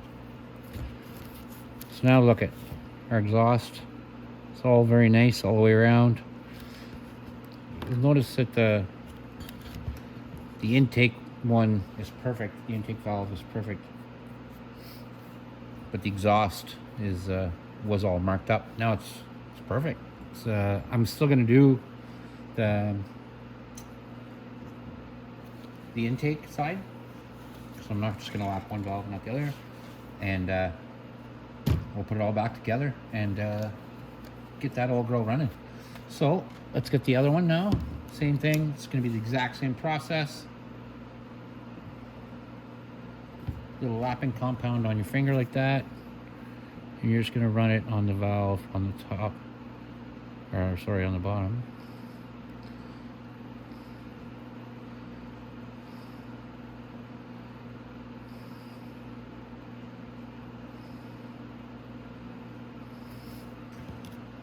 Now a little bit more.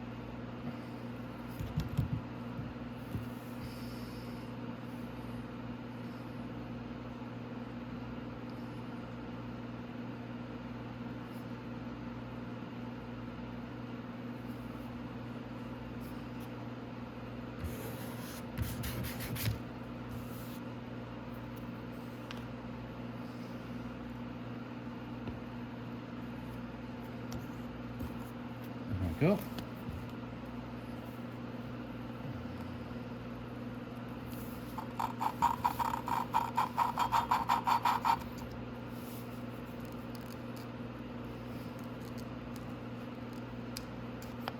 I should have wiped the lapping compound off the top of that before I did that.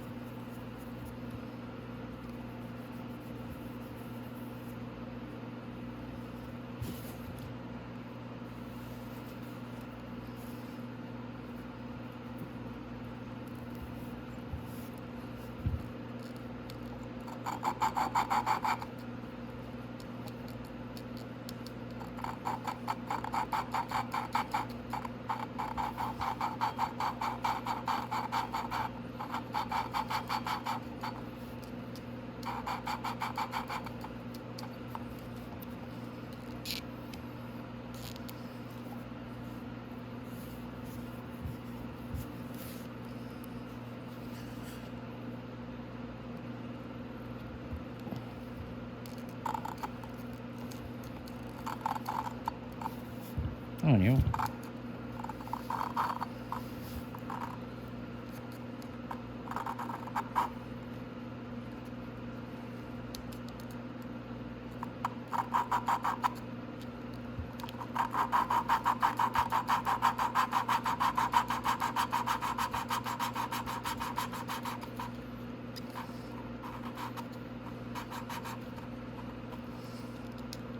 Right up you.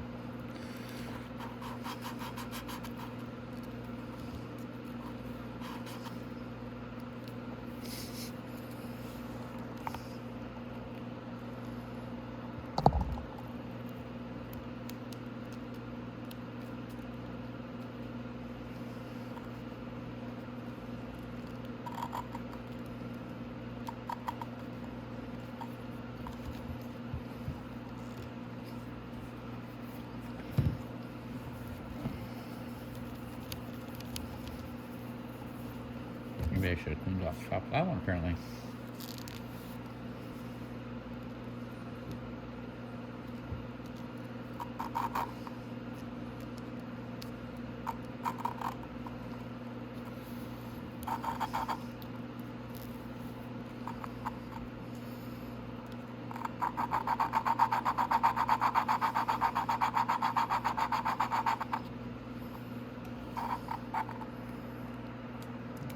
Yeah, it's not very smooth on the top.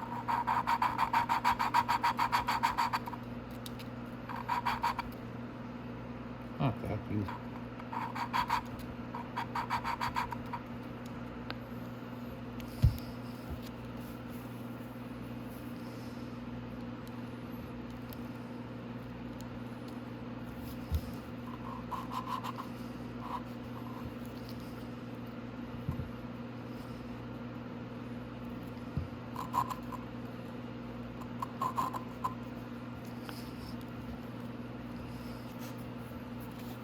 I think I might clean that off a bit. I don't like the way that's working.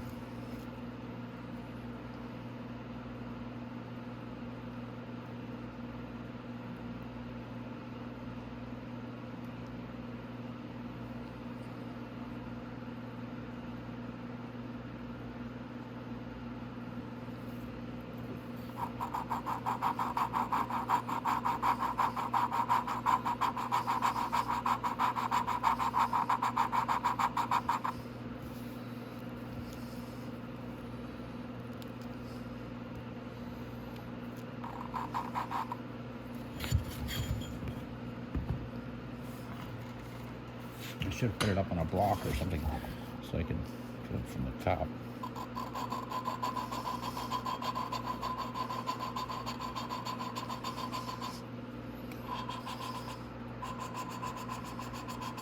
There we go.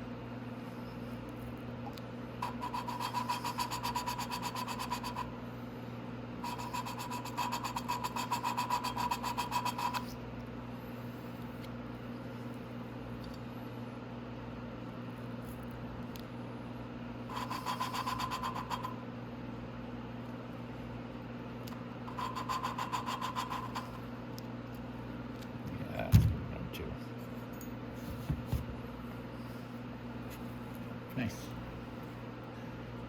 So, clean off this one. Nice.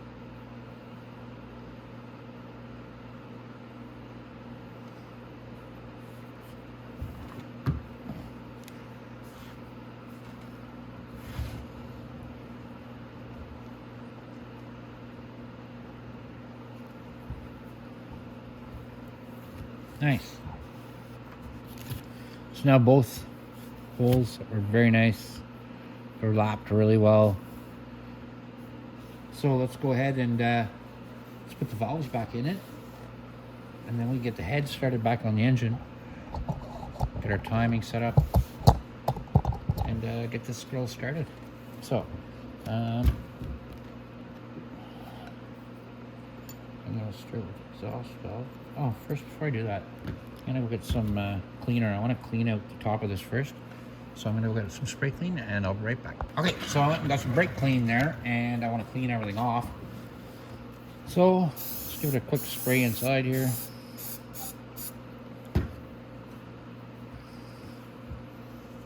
So I want to make sure I don't have any of that wrapping compound left in there when I reassemble this.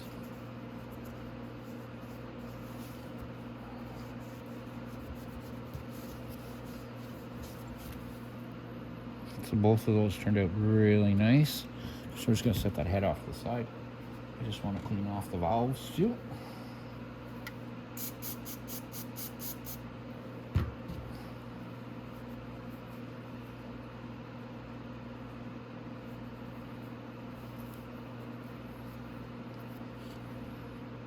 Oh wow.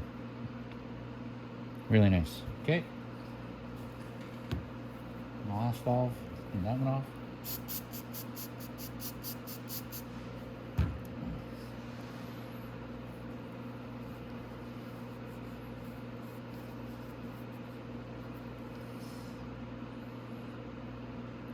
That one lapped really nice too. Okay.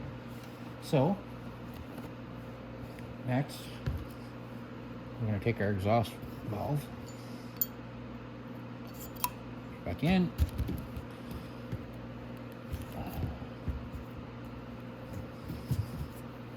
Get our valve pulled out. We are going to need number 23.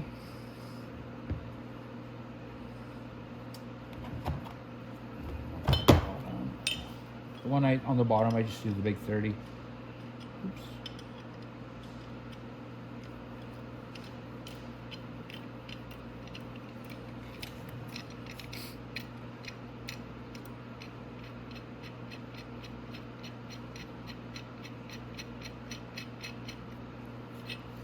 Okay.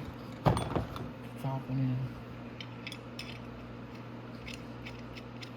And I don't recommend you try to do valves with anything else but the tool. It's really hard to try to do it with a socket. I guess you could make, I guess I could make a socket to do it, but the tool is literally 20 bucks or something. Like it's not like it's super expensive. You know what I mean? We can all afford, I think, $20 if we're working on a motorcycle to have the right tool. Okay, so first, I need to put, my little spring goes on first, like that. Big goes over the top of it, just like that. And then this goes on here, just like that. And then our valve tool goes on.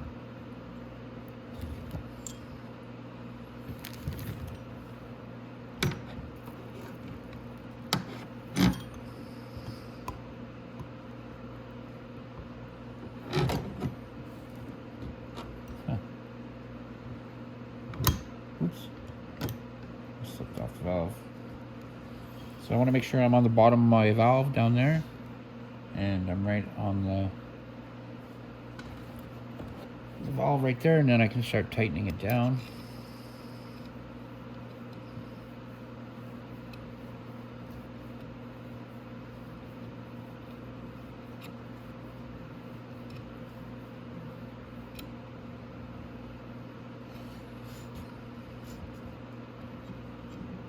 Now, to put the tiny blocks in, I want to actually make this straight first. There we go.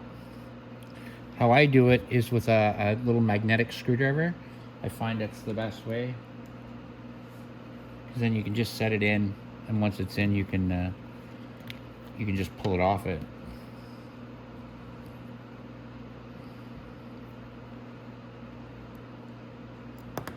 Hey, where'd you go? There you are.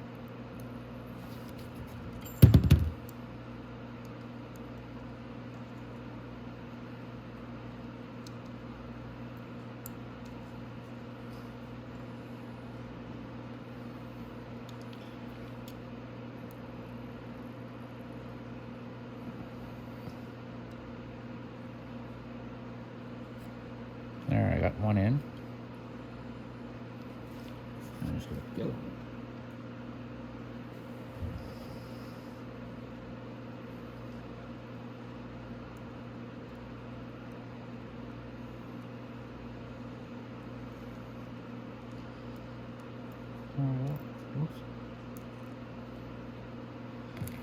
Sorry about that, I flipped it upside down.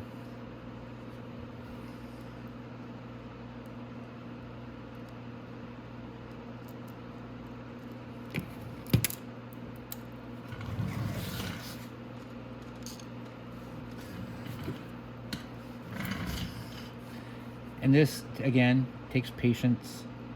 Don't get upset or angry. Just relax. You'll get it. Some people like to use a little bit of grease sometimes when they do it.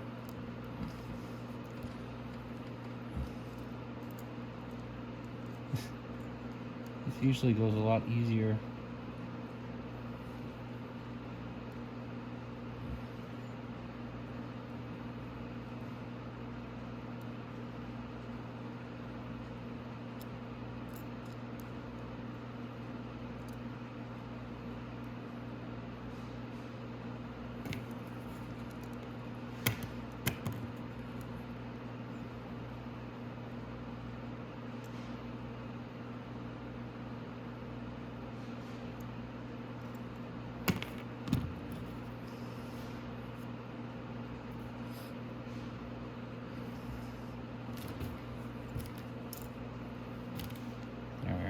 If I stand it up, it'll be easier.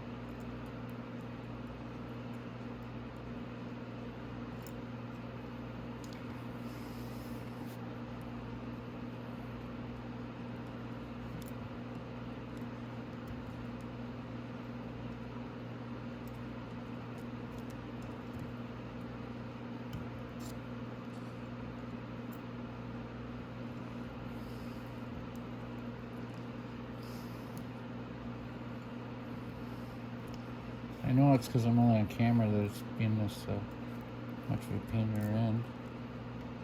But it does usually when you're a lot easier than this.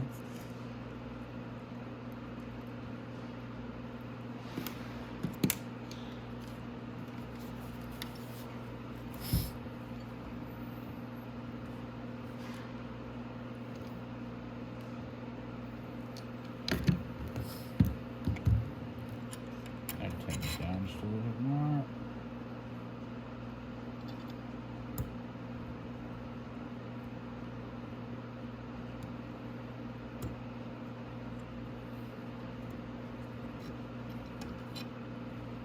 That's too much.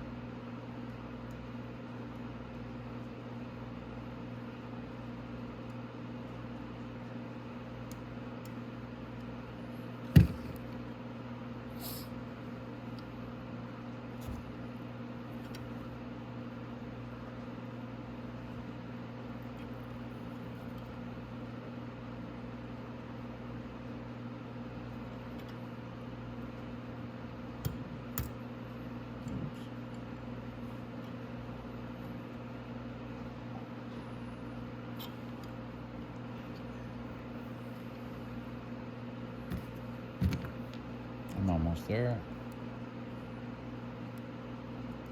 There we go.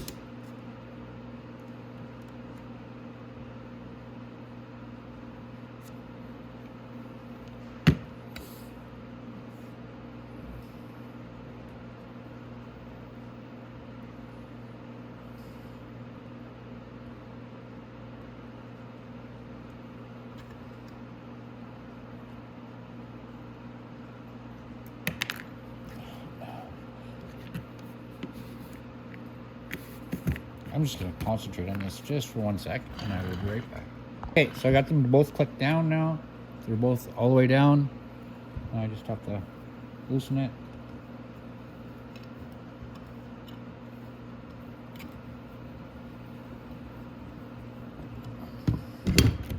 Like that. And the valve's in. And everything's back the way it's supposed to be. It's locked into the little channel there. Our valve is very nice and tight down there. So let's get the next valve in. So intake valve goes in, just like that. Big spring, or sorry, little spring. I'm an idiot. Excuse me. Big spring, top, compressor tool,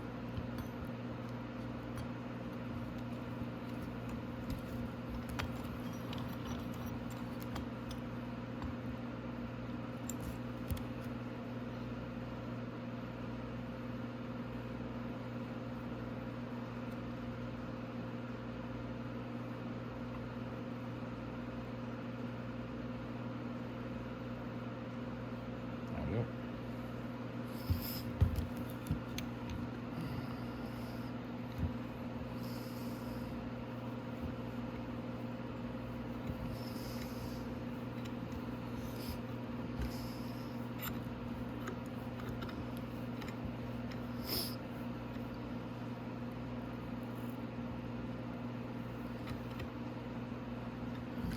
Now, let's see if I can do this one both on camera. Stupid thing. Put it aside.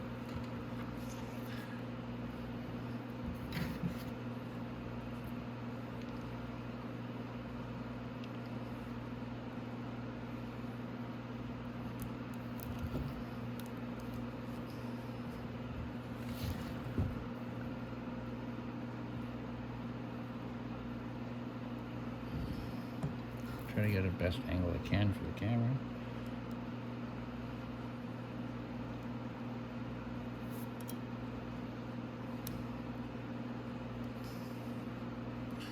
That one went down and in very easy.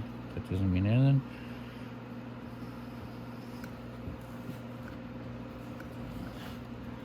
Let's see if we can get the other one to go in very easily.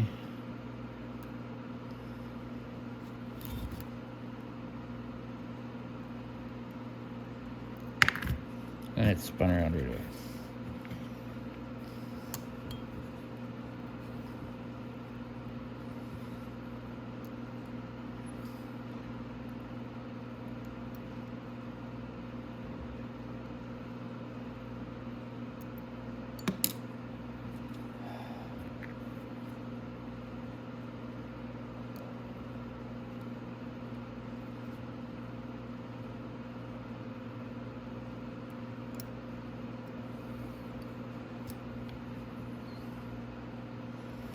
Okay, now I'm gonna see if we can push that one down.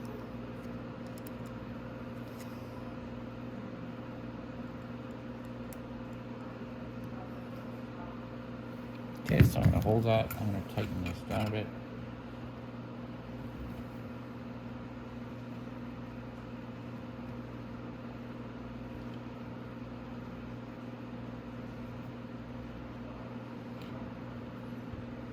There we go. They're both down now. Now I just have to loosen it up.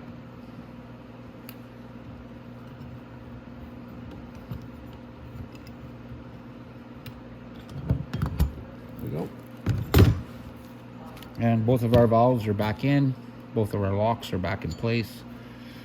At the bottom here, our valves are super nice. Okay, so I'm going to pull the bike out, and we're going to get ready. We're going to put this thing back together.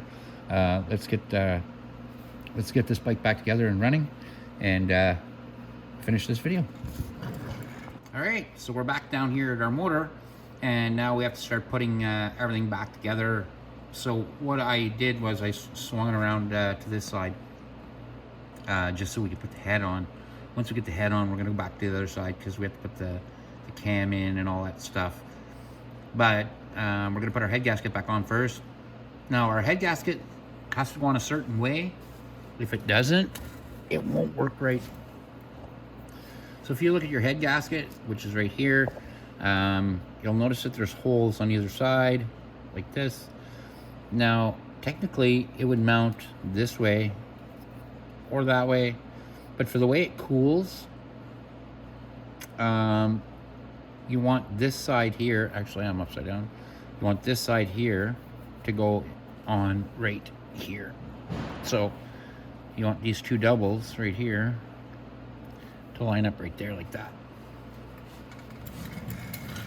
So before putting our head gasket on, it goes on like this, and then straight down like that, and that's how that goes on there. We're gonna do that in a minute. I'm gonna go ahead and put the guides back on for the head gasket first. So I'm just gonna grab them off the head.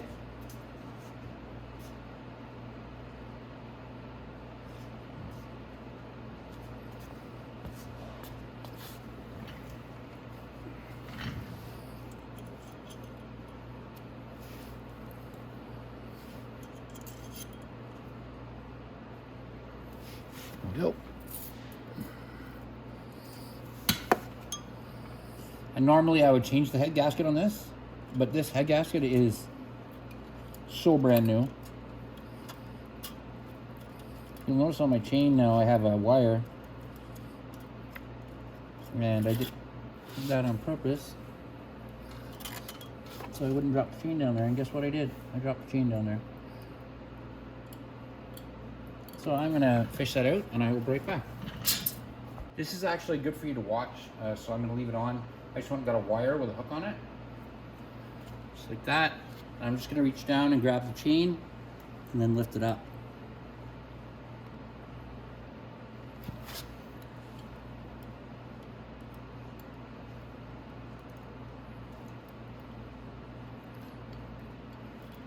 Just like that. So if you do drop your chain down, you know that you can actually reach down there with a wire and get it. Usually that I leave the wire on the chain, but I'm an idiot and I dropped it down in there. So, and you'll remember from the start of the video, I did drop a nut down inside the engine. Don't worry guys, I got the nut out. All I used was my magnet, and I reached down inside the engine and grabbed it. So we can go ahead and put our head gasket on. Slip it on the bolts all the way down to the bottom, and that's the way it goes. I'm just gonna let the chain hang out of there like that for now, because now what we're gonna do is we're gonna get our head, and we can go ahead and set our head on. We're not gonna torque anything down yet. We're just gonna get our chain in up and over the top of the head so it doesn't keep falling in. Obviously that was a real dumb maneuver, but anyway, like I said, we'll get the head on.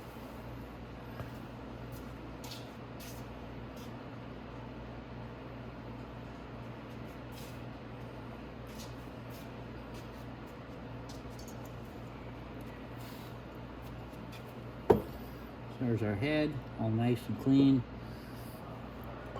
It's got our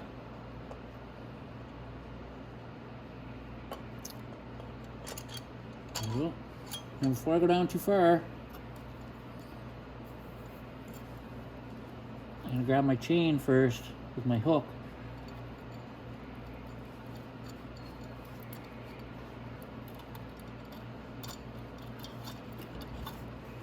I want to lift that up before I drop down my head.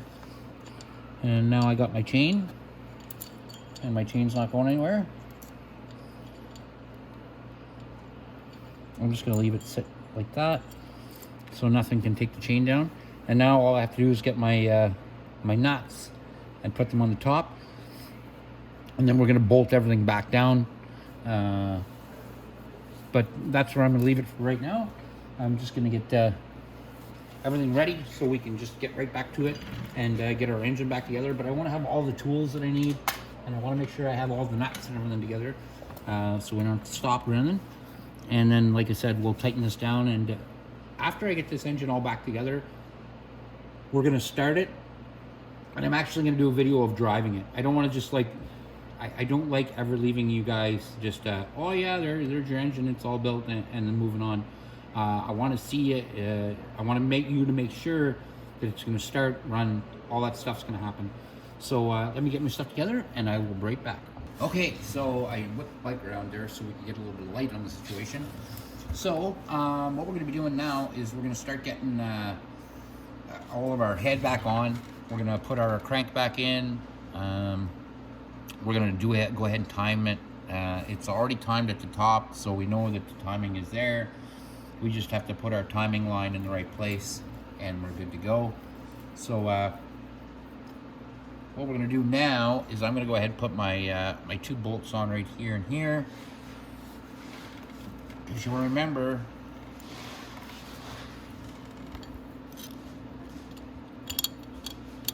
that one goes like that.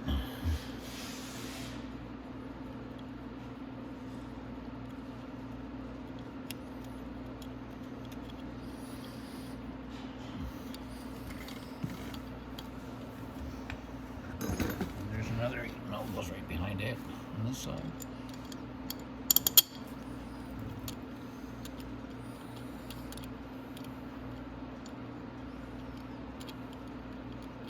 I'm gonna grab my heat real quick.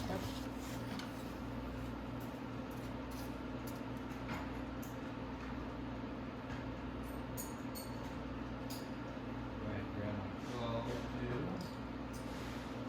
I'm gonna need that.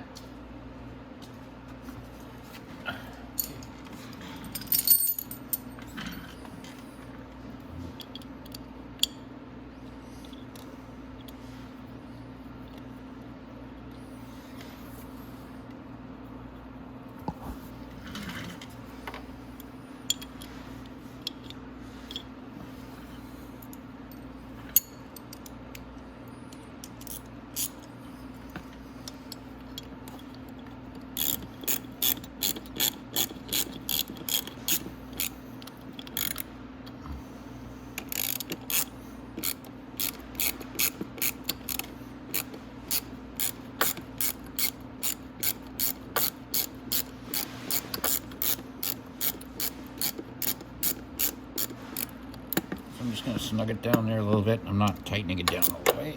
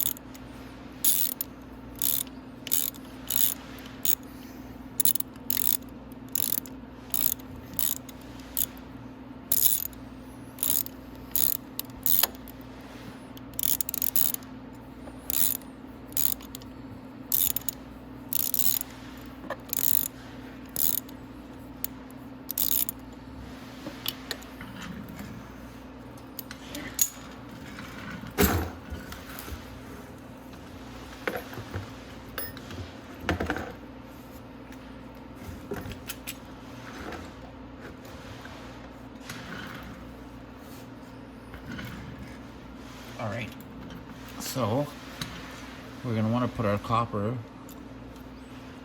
nuts down, or washers down, like they were. Now, you remember all these nuts were the same. They were all an acorn nut, except for one was just a regular nut. And that one that's regular goes right there. So we can go ahead and get our acorn nuts on.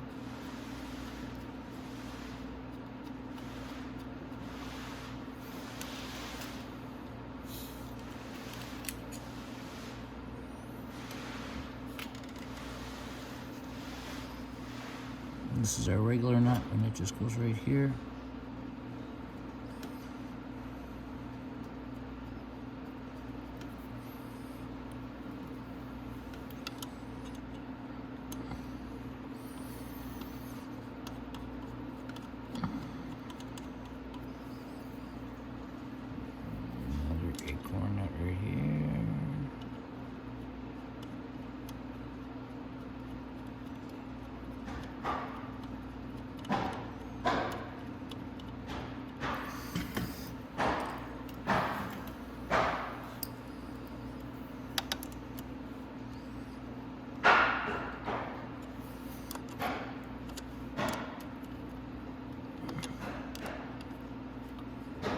we go. So now I'm just going to tighten those down.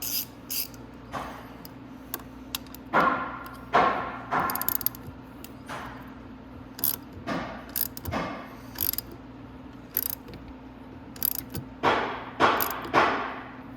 I go to the other corner here.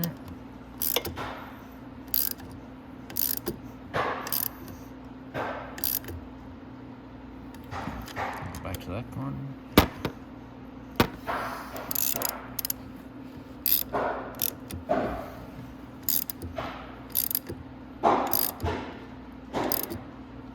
Okay, and this one.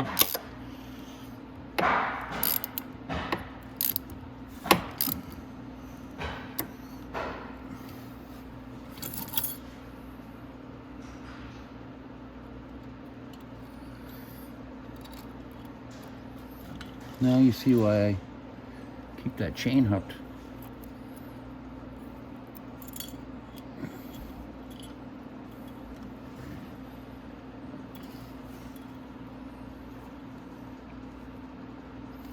Okay, so we'll leave that like that.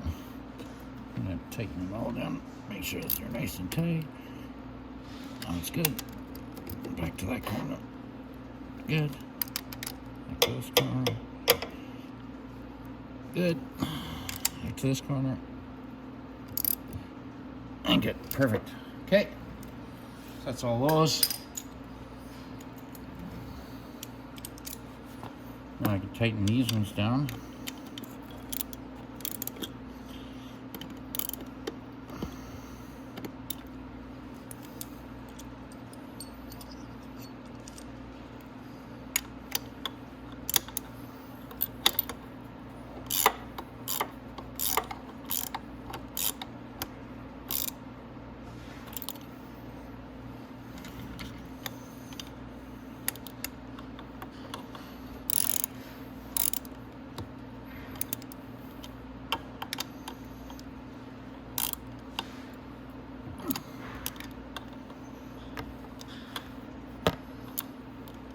Okay. So those are tightened down. Now we just have to put our cam back in. And we have to time the line straight on the side again. And so let's go ahead and do that next. Okay, so I got the cam here. Here it is right here. And this is exactly how I want it to go in. It's gonna go in just like that. It should just slip right in. I'll have to get the chain out obviously, and then just slip it on, and then put the clamp on the back for where the bearing is, and then I can put my my tensioner back on to put the tension back on this chain. So let's see how easy this is without dropping that chain down inside there.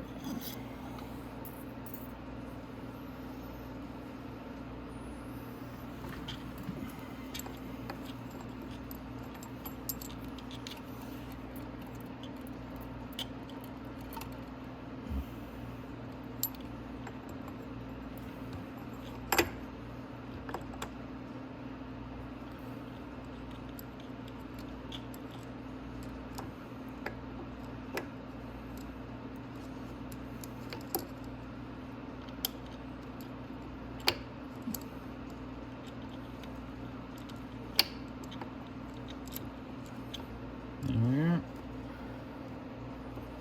And that is almost exactly where I want it, right there.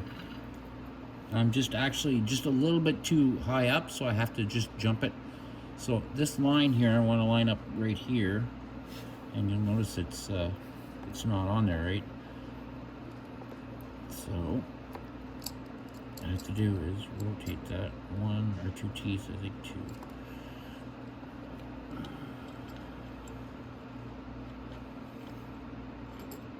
Oops. I think that might be it right there. And that's it right there. That's perfect. Okay, so now I just have to, like I said, get my clamp on at the back.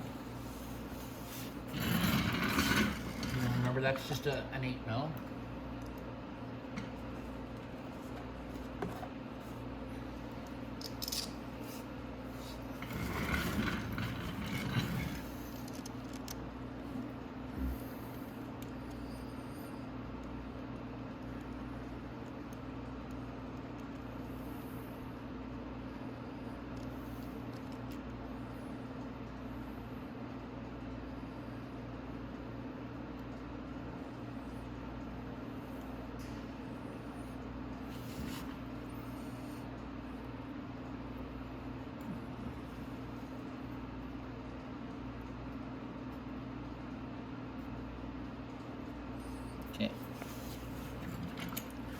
also tighten those because we don't want that flying out of there.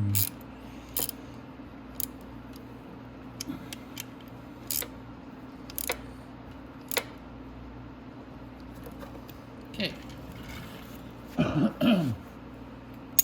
Now we can put our tensioner on. Our tensioner goes just a little bit lower down here, goes right in here. And what it does is when you tighten it in there, it just pushes on the timing chain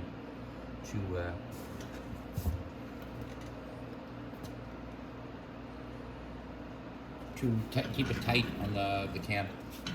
So I am gonna get that all together, and then we'll get the timing, we'll get it put on there, and let's get started. Okay, so now what we're gonna do, we're gonna go ahead and put our tensioner back on. It's right here. The gasket on this was perfect, so I'm just, like I said, this is a brand new bike, so it's not that big an issue. So this is how it goes, just like that. And when we put it on,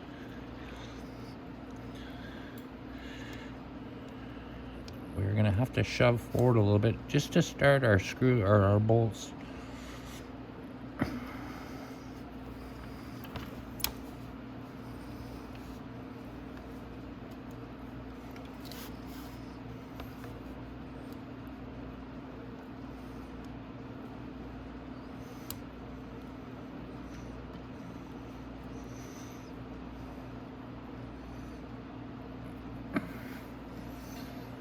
Sorry about that.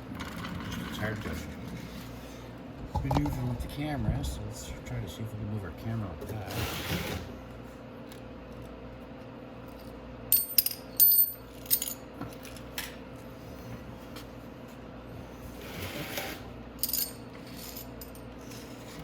I could loosen off the tensioner if I really had to, but if I can do it like this, I will.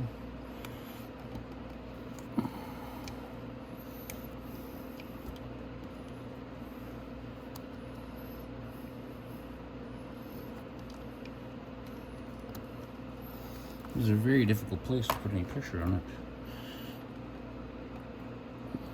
So what I might do, I'm gonna release the pressure on it a bit. So I just need, I think, for that.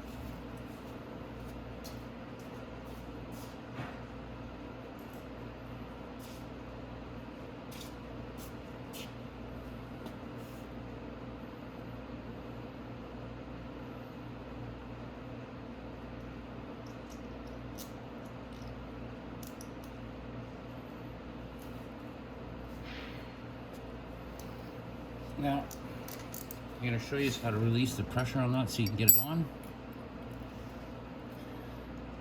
It's very simple on this one. It's not difficult to do, so I'll show you.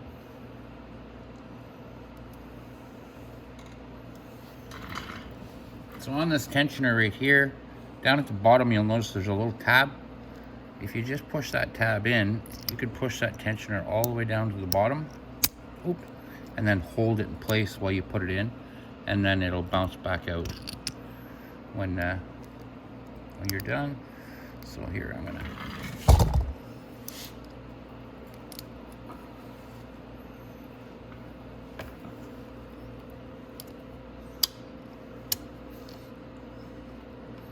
out.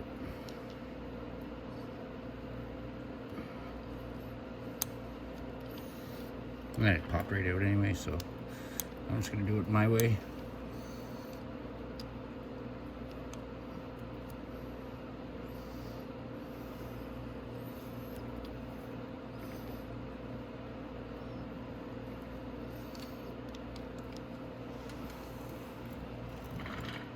Okay, so rather than fight with this anymore, what I did was I just took the spring out the back of it, and I'll let it tighten up by itself. So I'm gonna push that all the way in just like that.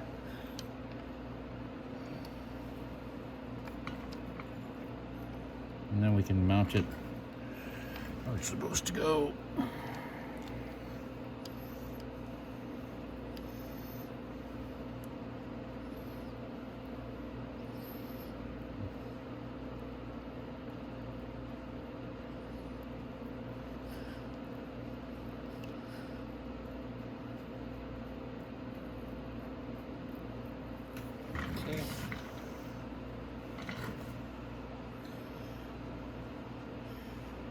ahead and start my other bolt, and then we'll put the tensioner and the spring back in.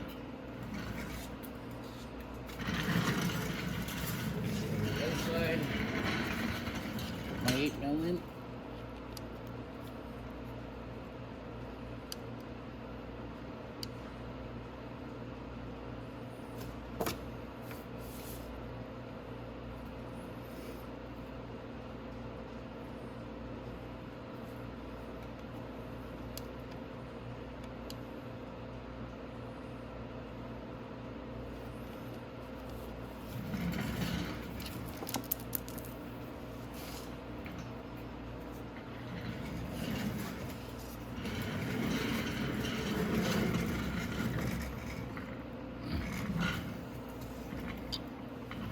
I'm gonna go back to the other side. It's there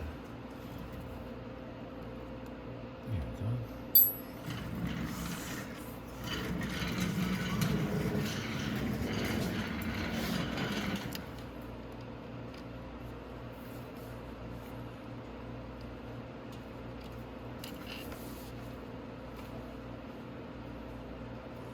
I'm an idiot. I think I put that in backwards. Yeah, pretty sure it is. So, as I usually say, do as I say, not as I do.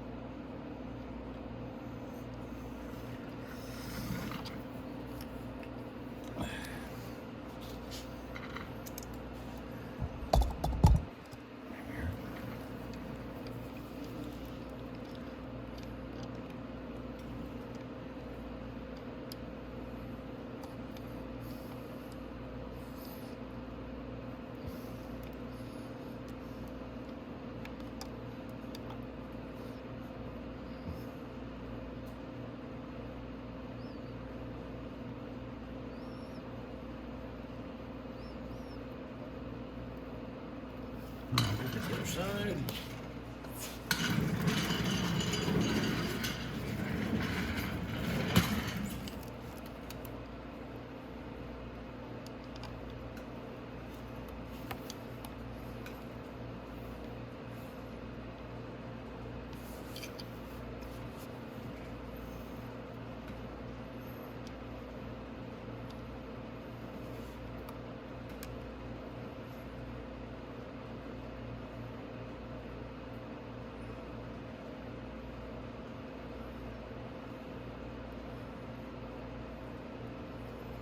There we go.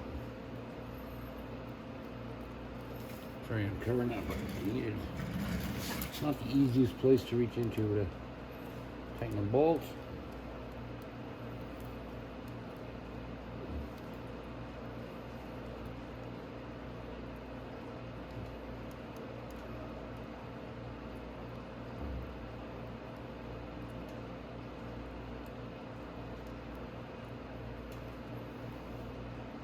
Now I just need to get a 8mm wrench to tighten that up.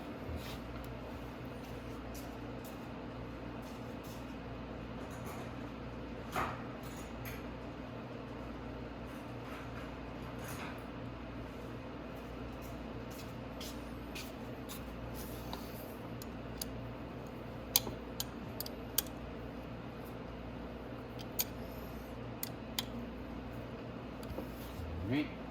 And you want to make sure that that's tight enough that it doesn't leak oil where there is a gasket.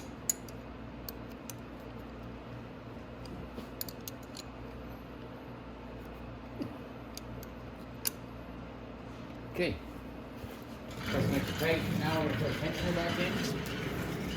Our tensioner goes in with a spring.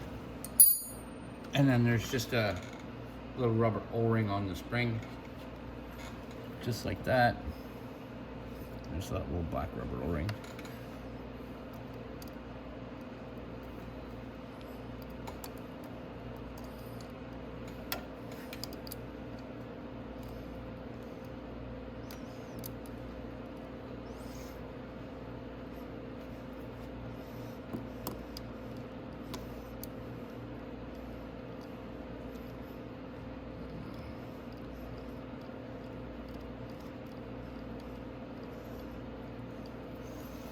Cool.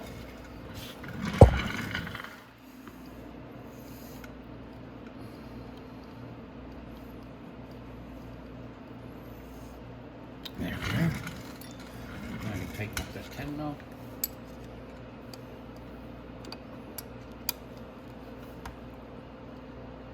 There we go. And now I just have to get ready to put my valve cover back on. Now when our valve cover goes back on, there is a seal already on the valve cover.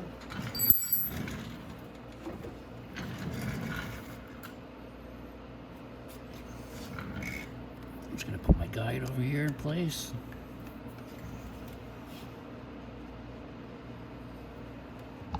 There we go. We got our valve cover right here and it's ready to go on. You just want to make sure that the rubber on the bottom is all in its groove and it's not popping out. Your valves are nice like that. They're good like that. And then it's good to go on. And the valve adjusters are on the other side. So it goes like this to go on. And it should technically go right on just like that. Perfect. Okay, now we can get our bolts and put them back on. There is a piece that goes here.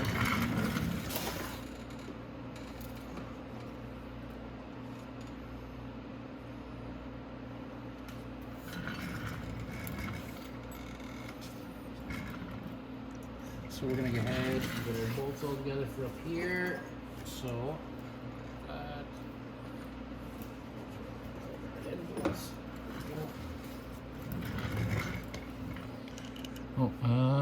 I just have to look because there's places where, if I'm not mistaken, there's hoses that run like that. It goes up in there and it holds the vacuum lines for the top.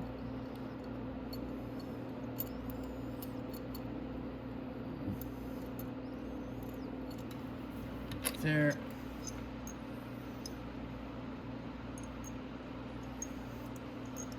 And I'm gonna have to check because I think this one goes up in the front, but I want to make sure first. So I'll be right back. Okay, so we can keep going here. Oops, and you dropped something. Okay, so this goes. Oh, this part goes over here, like that, and then it screws down right there.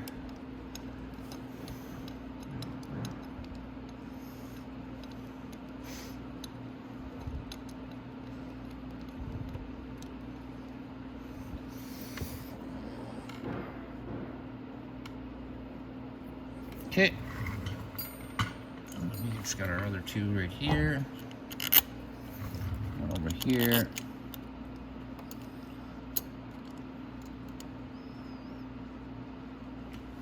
and got one little bolt right here that goes in here, like that.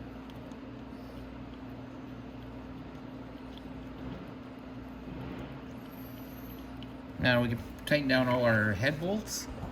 I'm just gonna grab my 8mm again and we'll tighten them all down. Okay, so I've got my 8mm here. So let's go ahead and just finger tighten these down.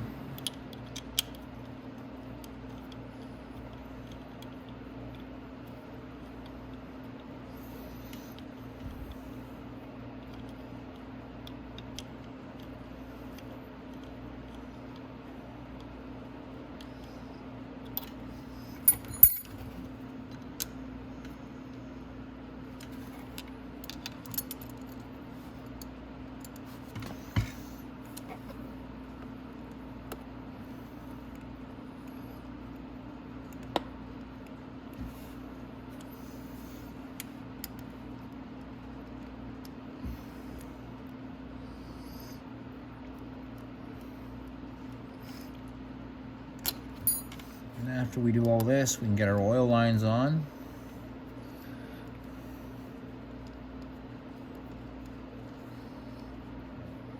Get ready to put our carb back on.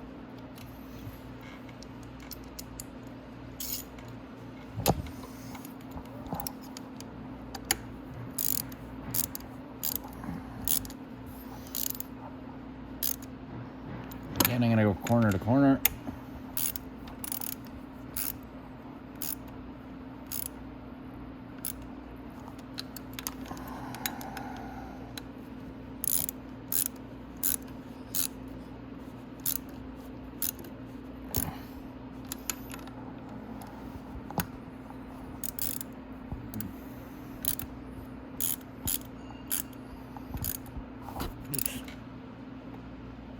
I don't mean to cover the camera, guys. Sometimes it's the way I have to hold stuff. That sometimes it's just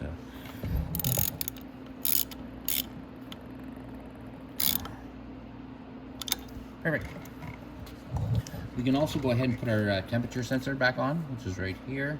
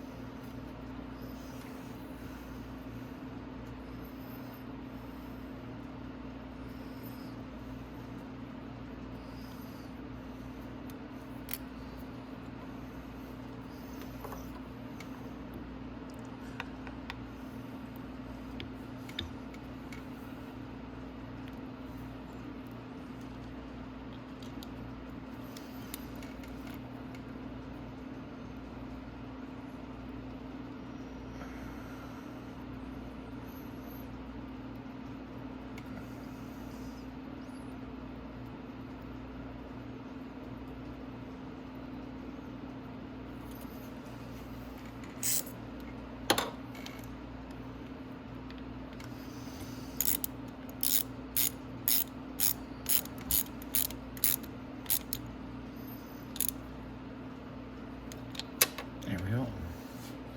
So that's on. So now I can actually, all these lines here could go back up. Get hooked back up.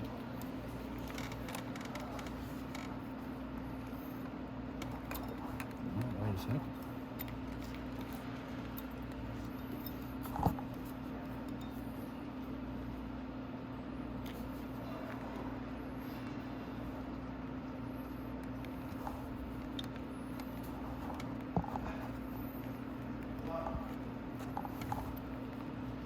There we go.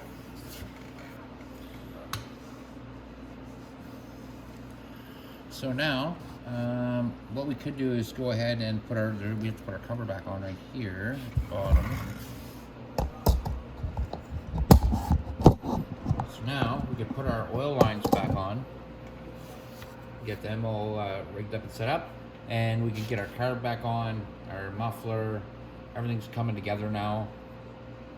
So let's just keep going and we'll get this all finished up and ready to ride. So our fuel line. Let's see what else. Well, that's pretty wet. So let's finish getting this done. Get our carb on, and let's try to give this shot a start. So I went and got my oil line. Now, if you remember when the oil line came off, this bolt had to be taken out, and so this one, so I just left them loose. So we're gonna go ahead and take them off.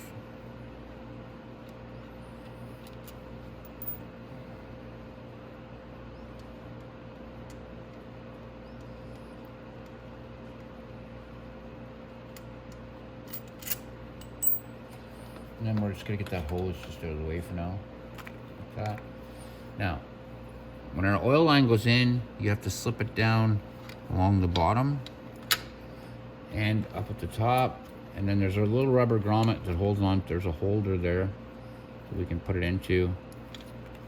Like I said, that hose is in the way. Okay, there we go. And then up. Get that ready to put in place.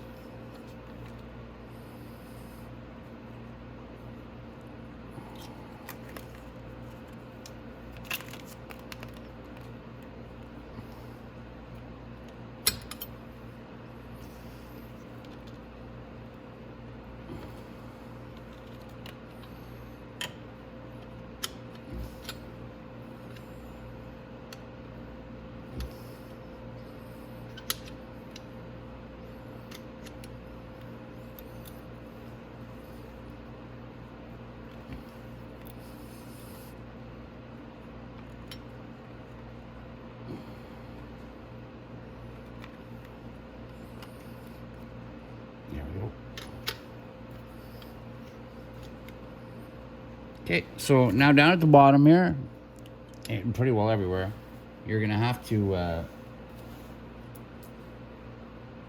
you have two little rubber things for your bolts, or sorry, copper. So one goes in the bottom like that, and then one goes on the top like that.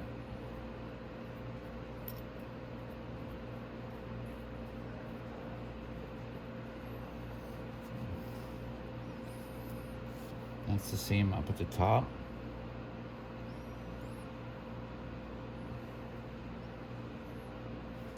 And it's going to be the same down at the bottom.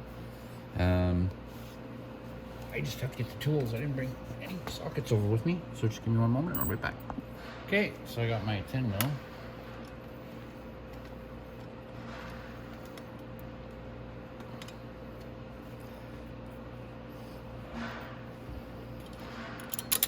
I'm not going to tighten those yet, but I can go ahead and start them.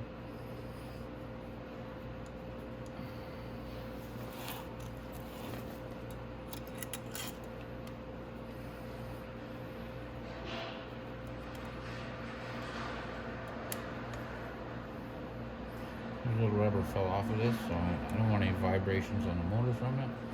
So I'm just going to leave it like that. Now I have to get the one that's way down at the bottom. I can't get my camera down there, I don't think.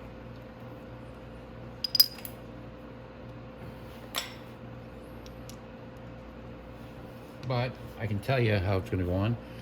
I'm going to put my copper line, then this through my oil line, and that's, or sorry, my copper. But I can see how low I can get you. But that's how it goes. Copper seal, bolt, then copper seal.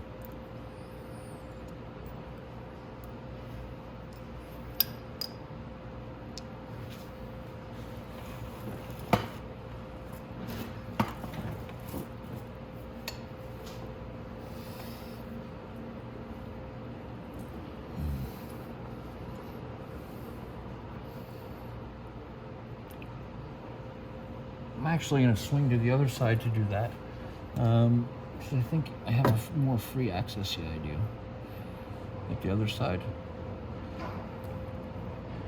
So I'm going to go to the other side, and I'm going to put that on that way. See if you can kind of see. So my camera doesn't go that low. I will show you after I get it on.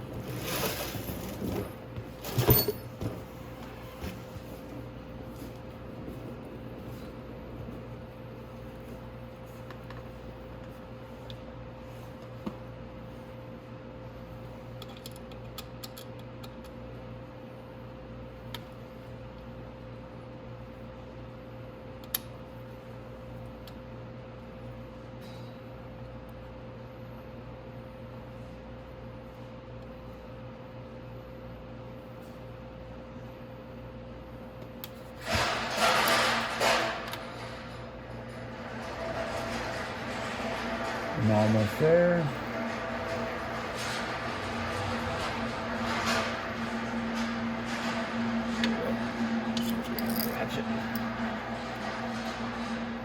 Come down here, I might as well go ahead and tighten it up.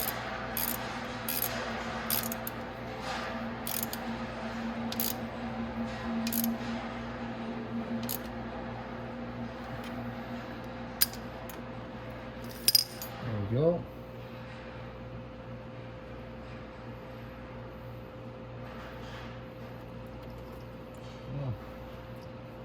Alrighty, okay, so now we're gonna other side.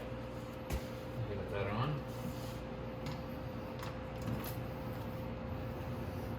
I forgot to do something. I'll show you on the other side, but when I put my top head bolt in there, I didn't put my ground wire back on for my battery, but we'll do that from the other side. So now we just have one little bolt up and on.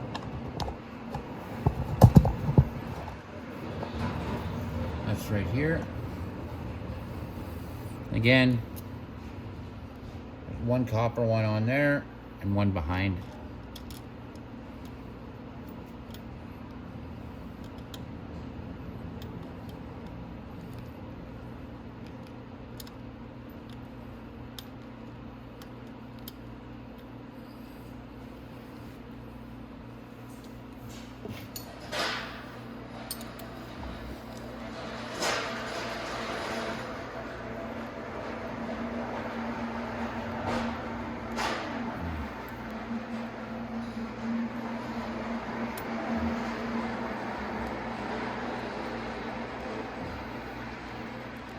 we go.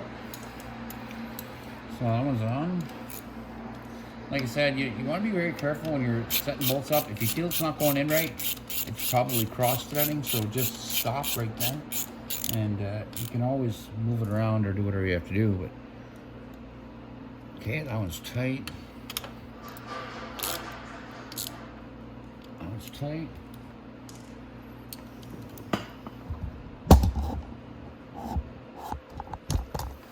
So now I can go ahead and do up these bolts.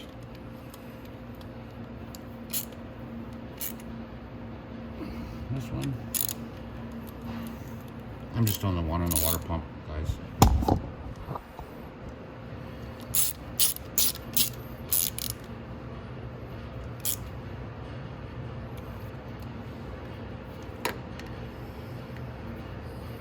Okay, so all that's done.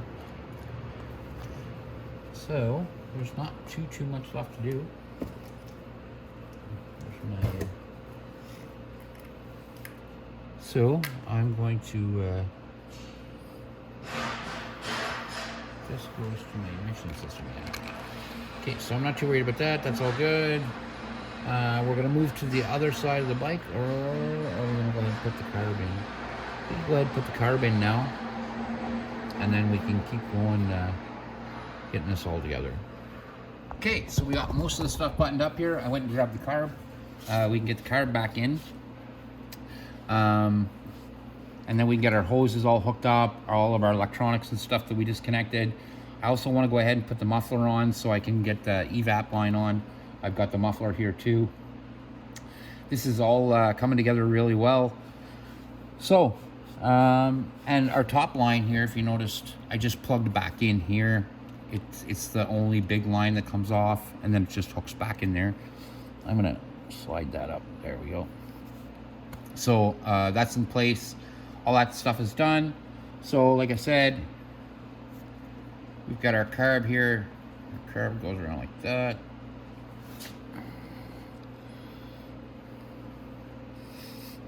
So our carb I'm going to put in from the top. And you'll remember also that we disconnected this. I'll show you where to connect that back up. But our carb goes in from the top. With all of our plugs and stuff here.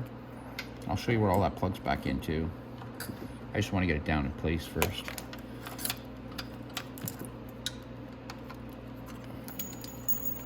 I dropped a hose clamp, but that's not a big deal. Okay. This just kind of goes down underneath everything. We'll finish doing that in a sec. So we can go ahead and shove the carb in the front boot.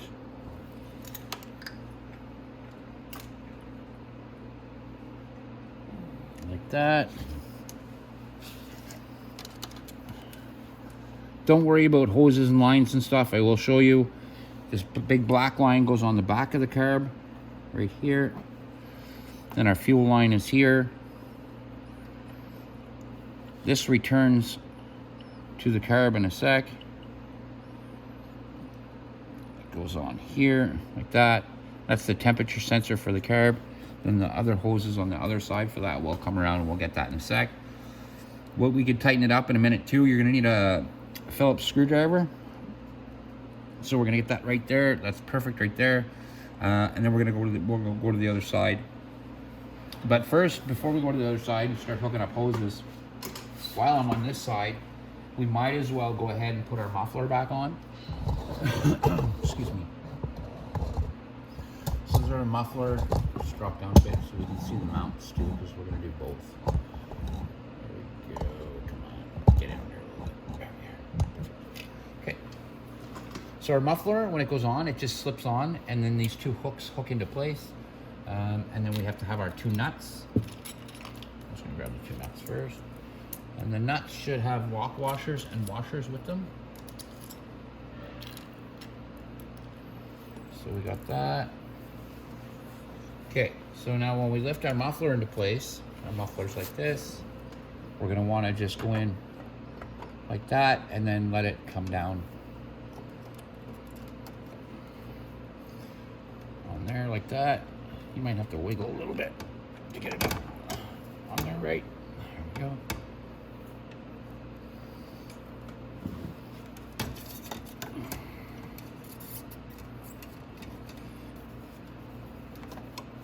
And we can start our bolts for the bottom for our mounts.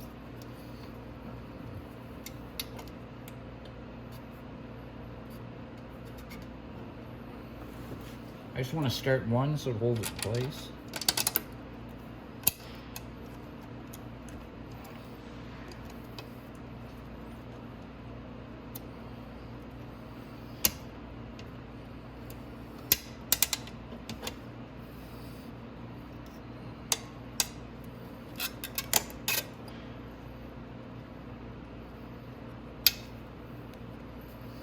If I'm not mistaken, I'm sure that's a 13, of course. Okay, I'm gonna grab a 13 and I will be right back.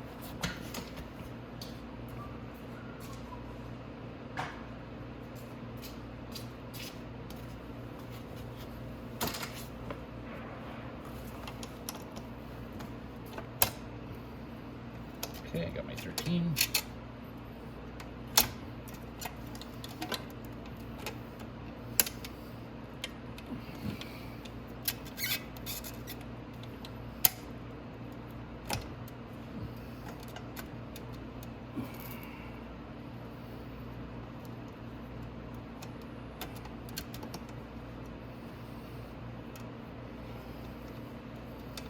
Like I said, I'm not tightening anything.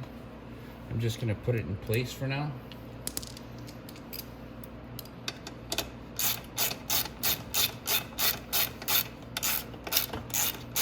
And I'm not really tightening this. This is just like sticking out of the hole like 3 inches. So I wanna just move it up a bit. Then we're gonna wiggle our muffler like that, because I wanna make sure it's placed right.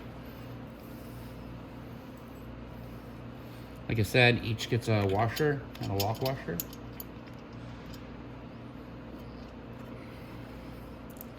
And you can go ahead and straighten your nut on there.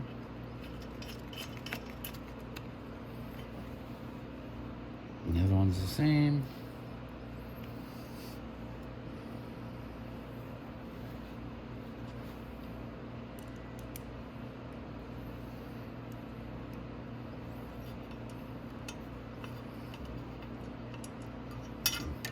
The back one's a little bit harder because it's just really hard to get to. And of course I dropped one of my washers.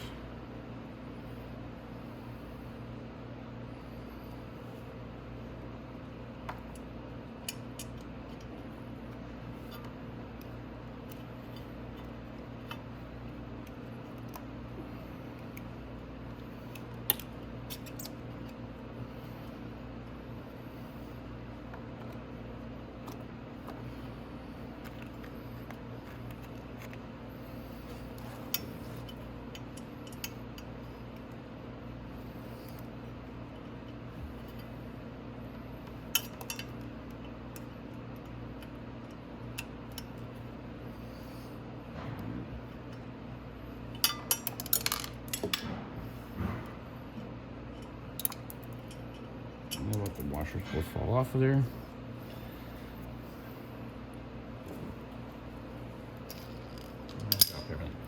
I dropped everything, so I'm gonna find everything and I'll be right back. All right, so I got that in place. Now I just have to put my big bolt in for the mount here.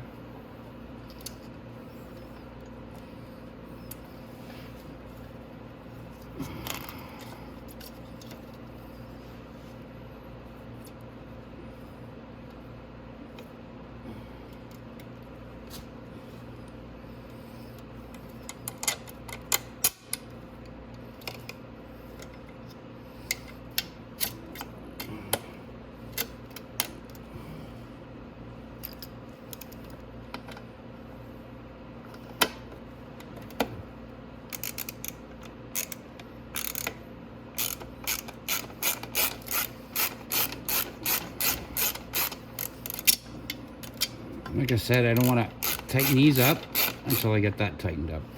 So I'm going to get a number 12 wrench to tighten that up.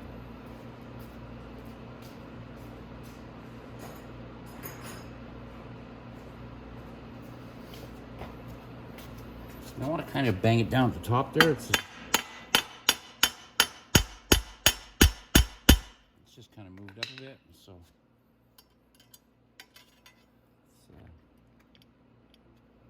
the muffler in there tight.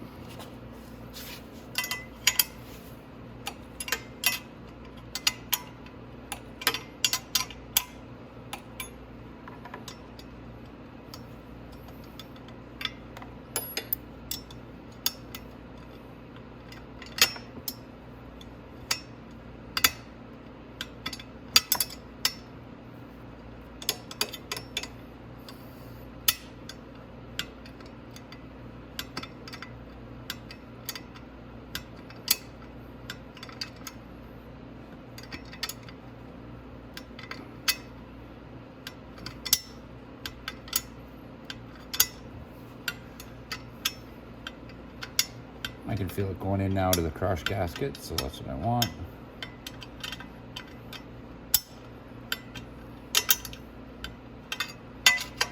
Tighten this one up some more.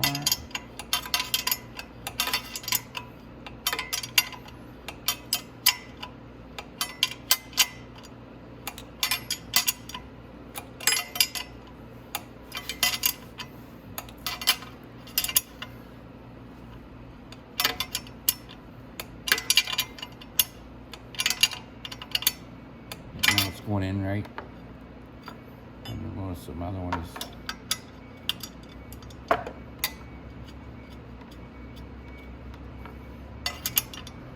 now it's going into the crush gasket like it's supposed to.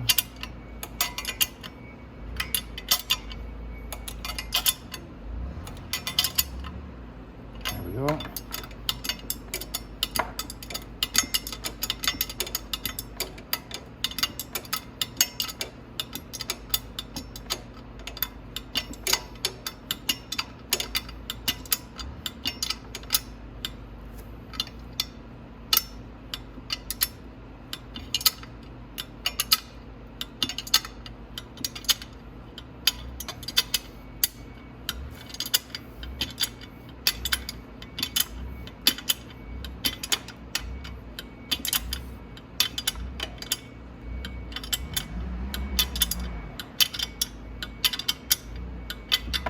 Okay, so we got our muffler on. Now we might as well go ahead. This is for our emissions. We can go ahead and put it back on.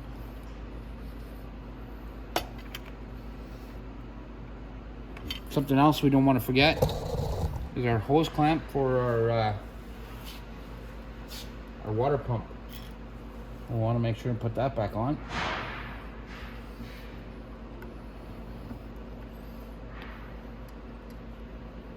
And then when we get a screwdriver, we'll tighten all that down. Go ahead and get a screwdriver down.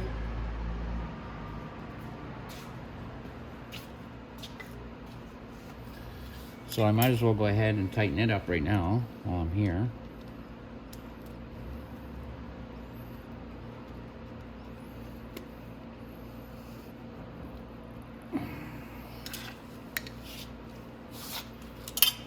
And this right here is the overflow. I'm gonna push that up because we don't want that here right now.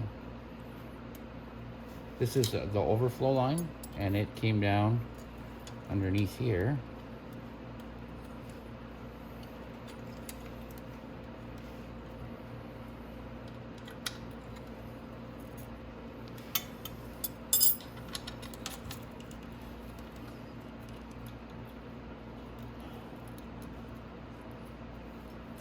Weird because they mount this in different places. Sometimes it's down here and sometimes it's mounted over here. I'm gonna mount it over here.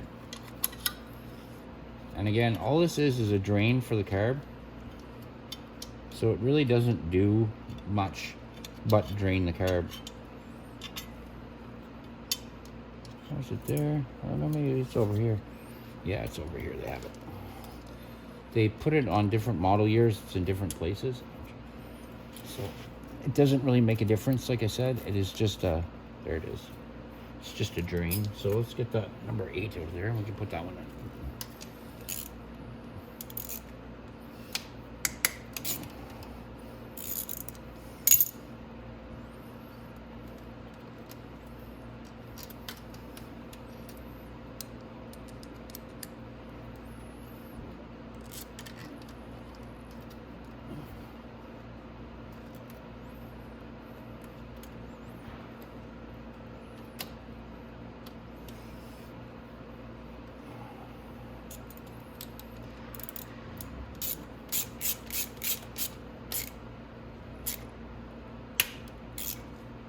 There. Okay, so that's on.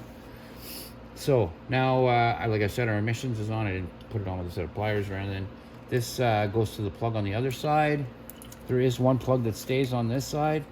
It's for the heat sensor. The heat sensor is right here, so we want to plug that right back into there, like that.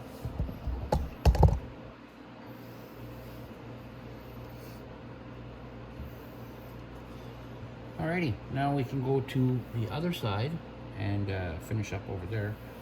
Everything, like I said, seems good over here. Carb's on, but we have to put the cable on. So what I'm going to do, actually, I'm going to spin the bike around because everything's done on this side. Nothing needs to be tightened up or anything. I went ahead and finished it up. So let's spin the bike around. We are going to be putting the fuel line back on, but there's no fuel in this bike. So I'm going to use my own fuel tank, so I'm not going to put that on just yet.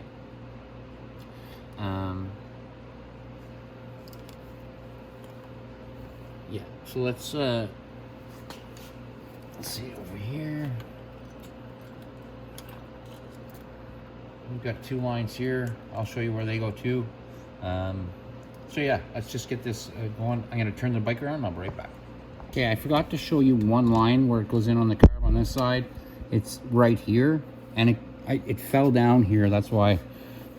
So I'm gonna get it from this way, and it comes up. It's this line. It actually goes to the coolant. So you want to make sure and get that one right. And it goes right up here on the bottom, and you just push it up like that. Like I said, I'm not gonna put the fuel line on just yet. I am going to go ahead and tighten up my intake, and then that's already done.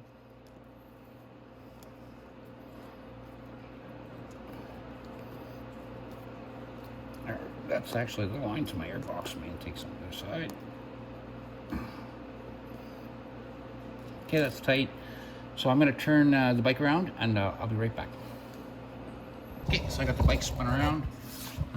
All these wires are kind of in the way, but we're going to get the throttle cable back on. And now those 2 air lines that are left, they come around from the bottom right here. Okay, so one goes to the top, to this vacuum pump at the top here for the carburetor. And one goes into the intake. So I'll show you what I mean. One goes to the intake right there. And one goes to the vacuum pump up here. Now, don't forget, we have to put our ground cable back up in the top. I took it off right there on the top of the motor. I'm gonna have to put it back. So I'm gonna pull that 8mm out.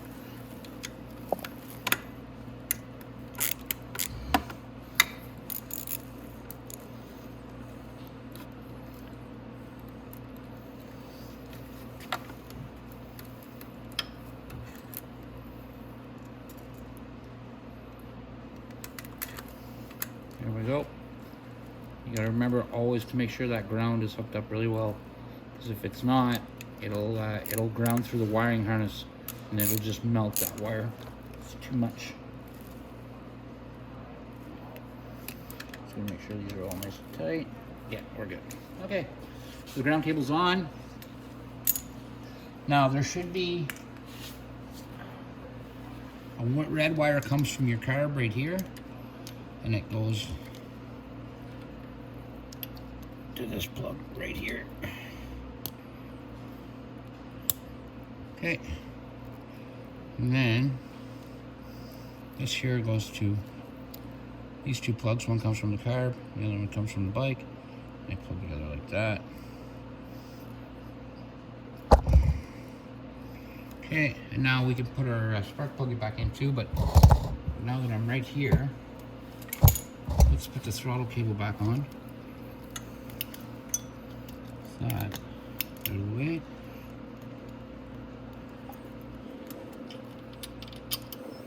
It's easier to rotate the throttle on this.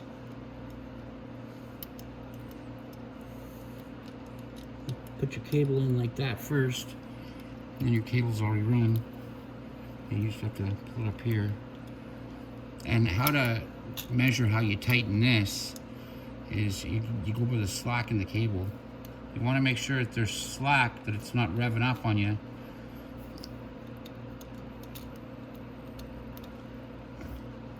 So here there's just a little bit of slack. It's not loose, but it's not tight, because you want to get the full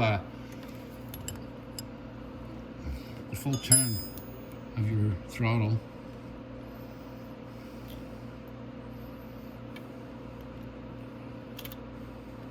Oh yeah, it's too far. Right around there.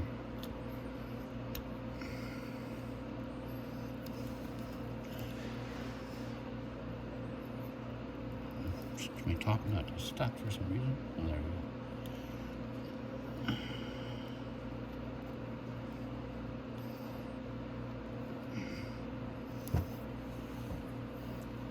And I don't want to tighten that just yet, because I want to make sure that my intake screw is tight first, and my carb won't move when I'm trying to tighten that.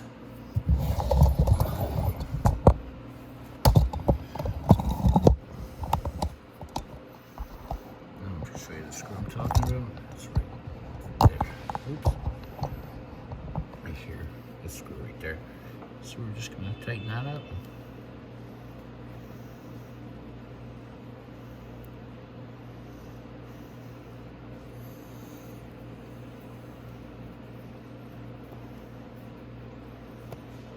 And you want to make sure that that intake is very, very tight, because if it sucks air there, it's not going to run very well.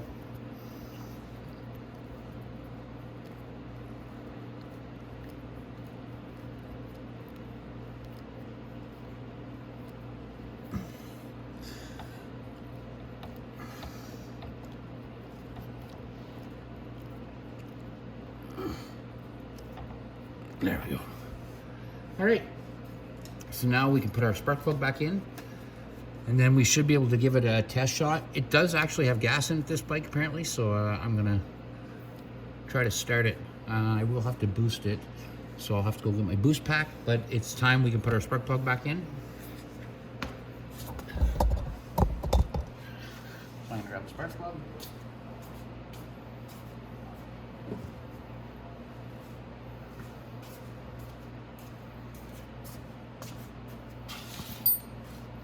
I think this is an 18.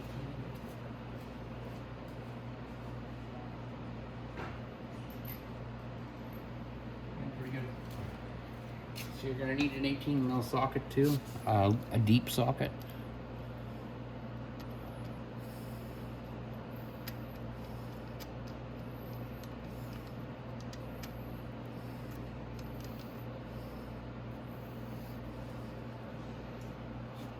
Now we shouldn't have to touch the settings on the valves.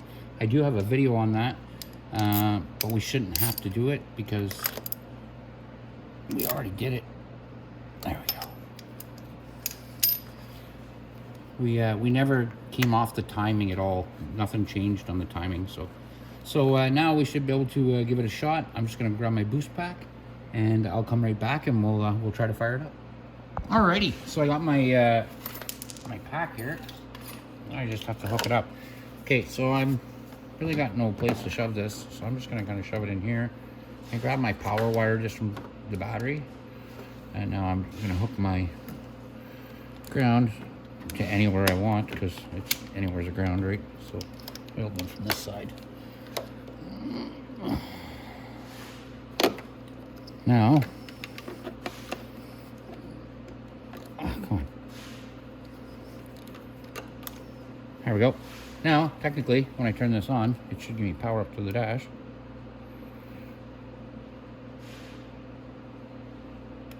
Alrighty. So it does. I heard the dash go over. Nice. So now let's try to start this. Like I said, it might start and it might not start. It all depends. I'm not entirely positive what it's going to do because we just rebuilt the motor, right? So let's go up, let's give it a try. Turn our key on. We're going to rotate our throttle a few times. We want to get a little bit of gas going in there. Grab a brake. Let's try it.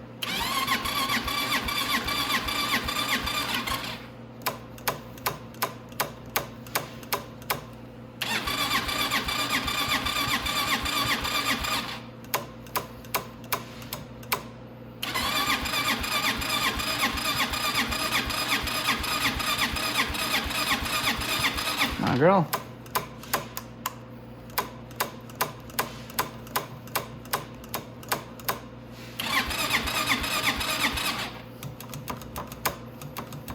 On these bikes, sometimes they take a lot to get the gas going through them.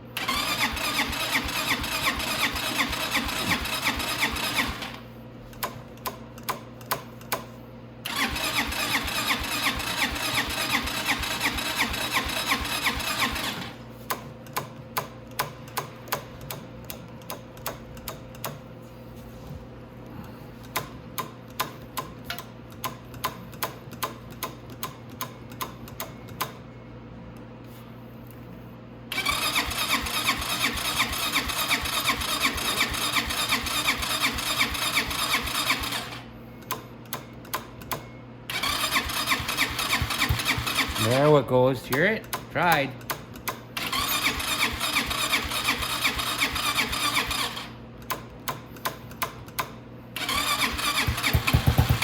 Oh, there a little bit. Gotta get that gas going. Come on.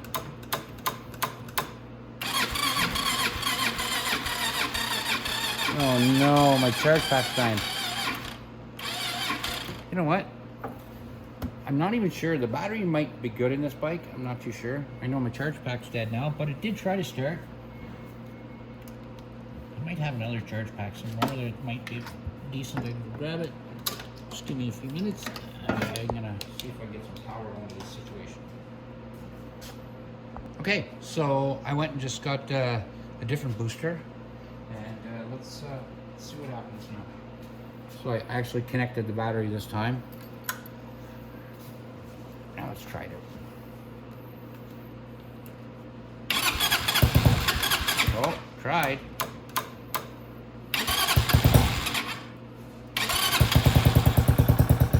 Oh, there it is.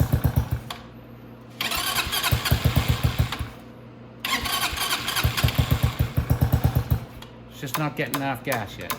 That's all. The engine's doing exactly what it's supposed to be doing.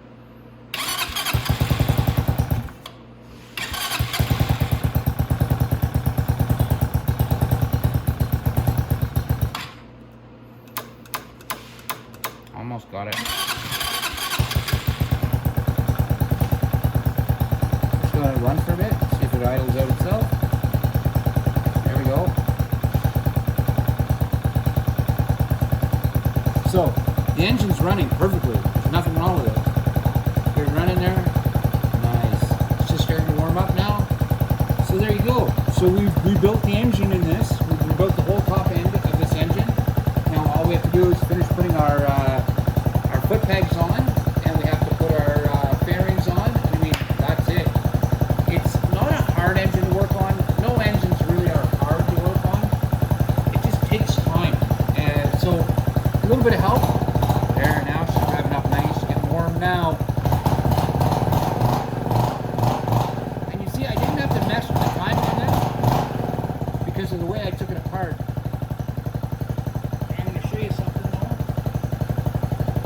Might have a tiny bit of smoke, like just wisps. I'm not talking about being on fire or anything, but little wisps of smoke. It's just because everything's heating up after everything worked on it, and it's just normal to have a little tiny bit of smoke. That wire up there. Now, what I'm going to do is we're going to go up and put our CVT cover back on.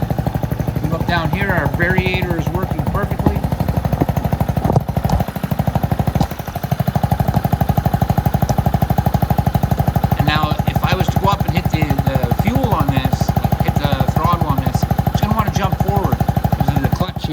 trying to spin already. It's getting excited. Hold on there. I'll just give it a little shot. You can see exactly what happens and how your bike moves, how the clutch operates. So what happens is when I put the revs up on that clutch, it starts to squeeze those in. When it squeezes it in, then it grabs onto the clutch in the back and away you go with that rear tire. So that's how that CVT transmission works. But look at that. It's running beautifully. Beautifully. I'm not a fan of the sound of the muffler, but that's neither here nor there. But that right there, guys, is how you rebuild the top end. So now let's go back. We're going to finish putting everything back on, finish the touches on this, and you guys can go back out and try it. Okay, so let's get our charger off. Reach down inside there, get that off of there. There we go.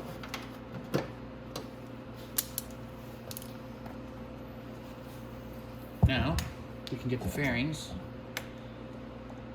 and the foot pegs and the CVT cover on. So the CVT cover takes those two big bolts.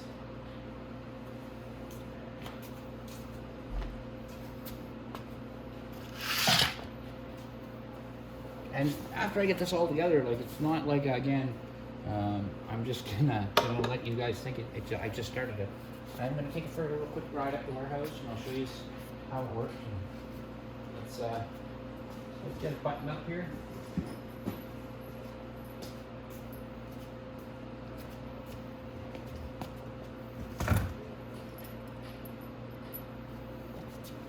Alrighty. So I'm gonna just move this charger right out of the way. I don't need there anymore.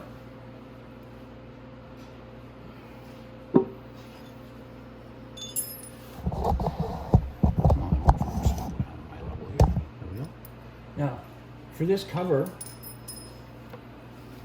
it has a seal all the way around on the inside here. That's just more of a dust shield than anything, just to keep the dust out of here. There's no oil or anything that leaks out, so you just lift it like that, put it up, put it on the guide.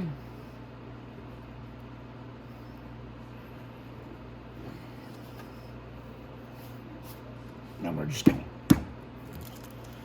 tap it off.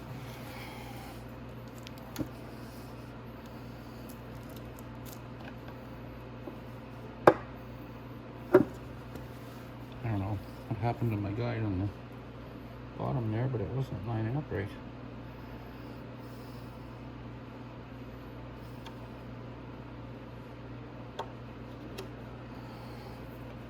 Alright, so let's do that again.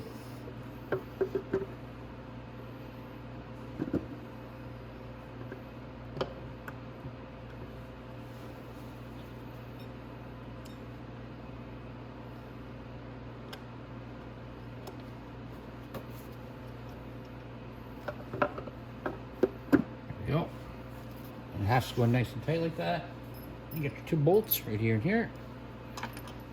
Putting these bolts in is a ton of fun, trying to find the hole. You can tell I've done one or two of them. But my first one, I was not excited when I had to put this bolt in.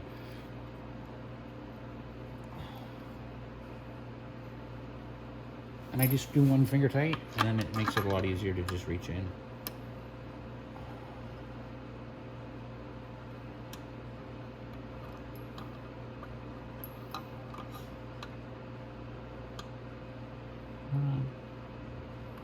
I'm right near you.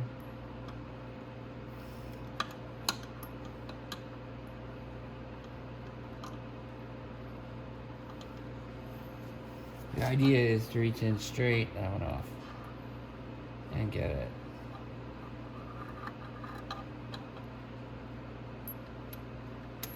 There we go.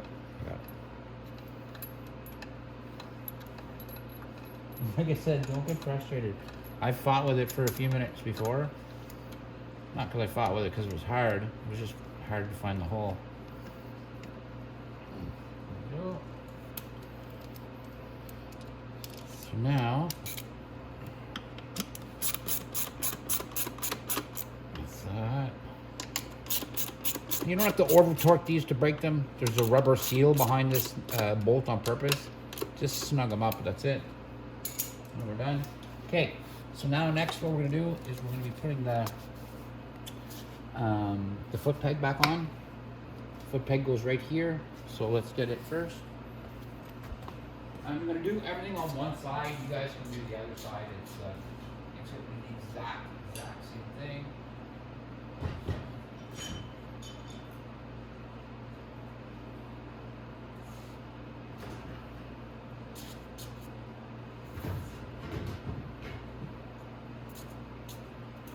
Now I got all the parts I need. Now I just need to grab number 6 Allen key. You're gonna need number 6 Allen key for that.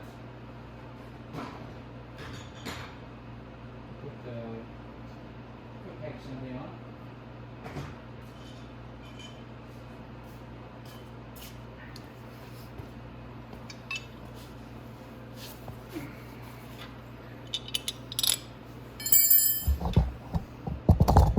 And our foot peg assembly goes right here.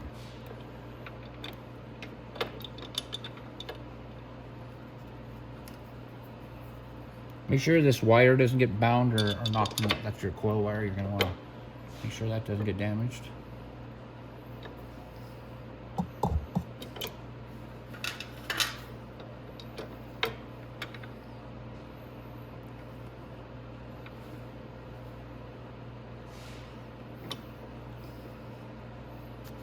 Yeah. There it is.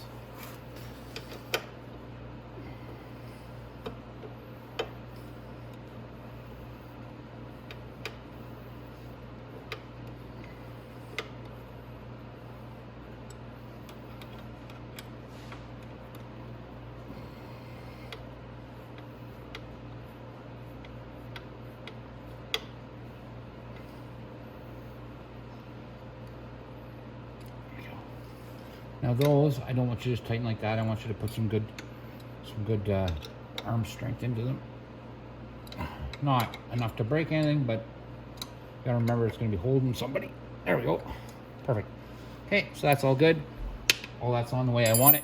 Next, we'll have to put the seat on.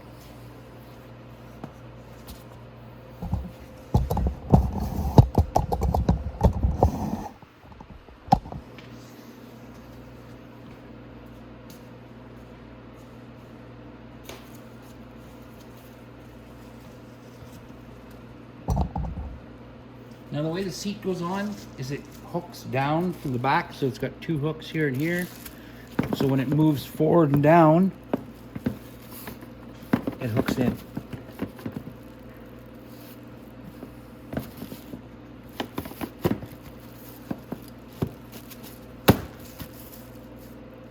There we go, just like that. Now we can put our bolt in. And our bolt is just a 5mm Allen bolt.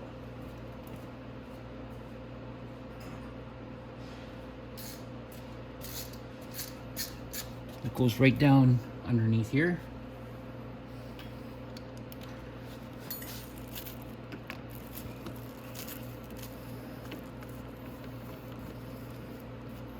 And this bike is the exact same thing on both sides for the fairings. There's no seat lock you have to worry about, anything like that. Then you got this piece right here. It goes up and under here like this, like that. You should have a Phillips screw.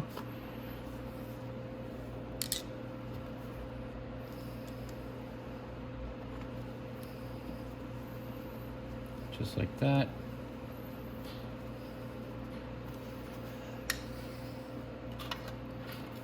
Okay. And this just slips in underneath like this. I kind of got my rubber in place already. Yeah. There we go. Okay. So now we just put our last fairing, fairing on here, and that's it, guys. You put your 2 fairing bolts in here, and that's it. You've just rebuilt an engine. So I'm gonna go ahead and put the other side on, and then I'm gonna take my camera and put it in position, and I'm gonna take this for a drive up the warehouse, make sure everything's operating correctly on it, and I'm gonna put some coolant in it. Not much oil would have leaked out because I didn't pull off the bottom of the oil plug, but well, I guess I did pull the oil out of it, so I'll have to put oil in it too. I'm still going to take it for a quick drive. Taking it for a quick drive up the warehouse is not going to make it explode. If you take it for a real quick drive to make sure everything's okay with no oil or no water in it, you're fine. I mean, a real quick drive. I don't mean going miles. But if you take it 500 feet and back, it's not going to hurt it. So unless you're like pounding on it really hard too, like you got to remember, you know, it's still a motorcycle. So we're going to get that done. Like that. Okay, so I'm going to go ahead. I'm going to put the other side on, and I will be back for the drive. Okay, so we got it all set up. It's all ready to ride. I got my my fairings all on this side. Everything's backed up, buttoned up exactly the way it was when we first started. Everything's, like I said, all rebuilt. We basically put a new piston in. We put a new new valves in. It's a like totally new top end. So let's go take a look now. I'm gonna just take it up the warehouse. Like I said, it's gonna be a quick ride. There's no oil or coolant in it yet, but I just want to make sure everything's running perfect on it. So here I go.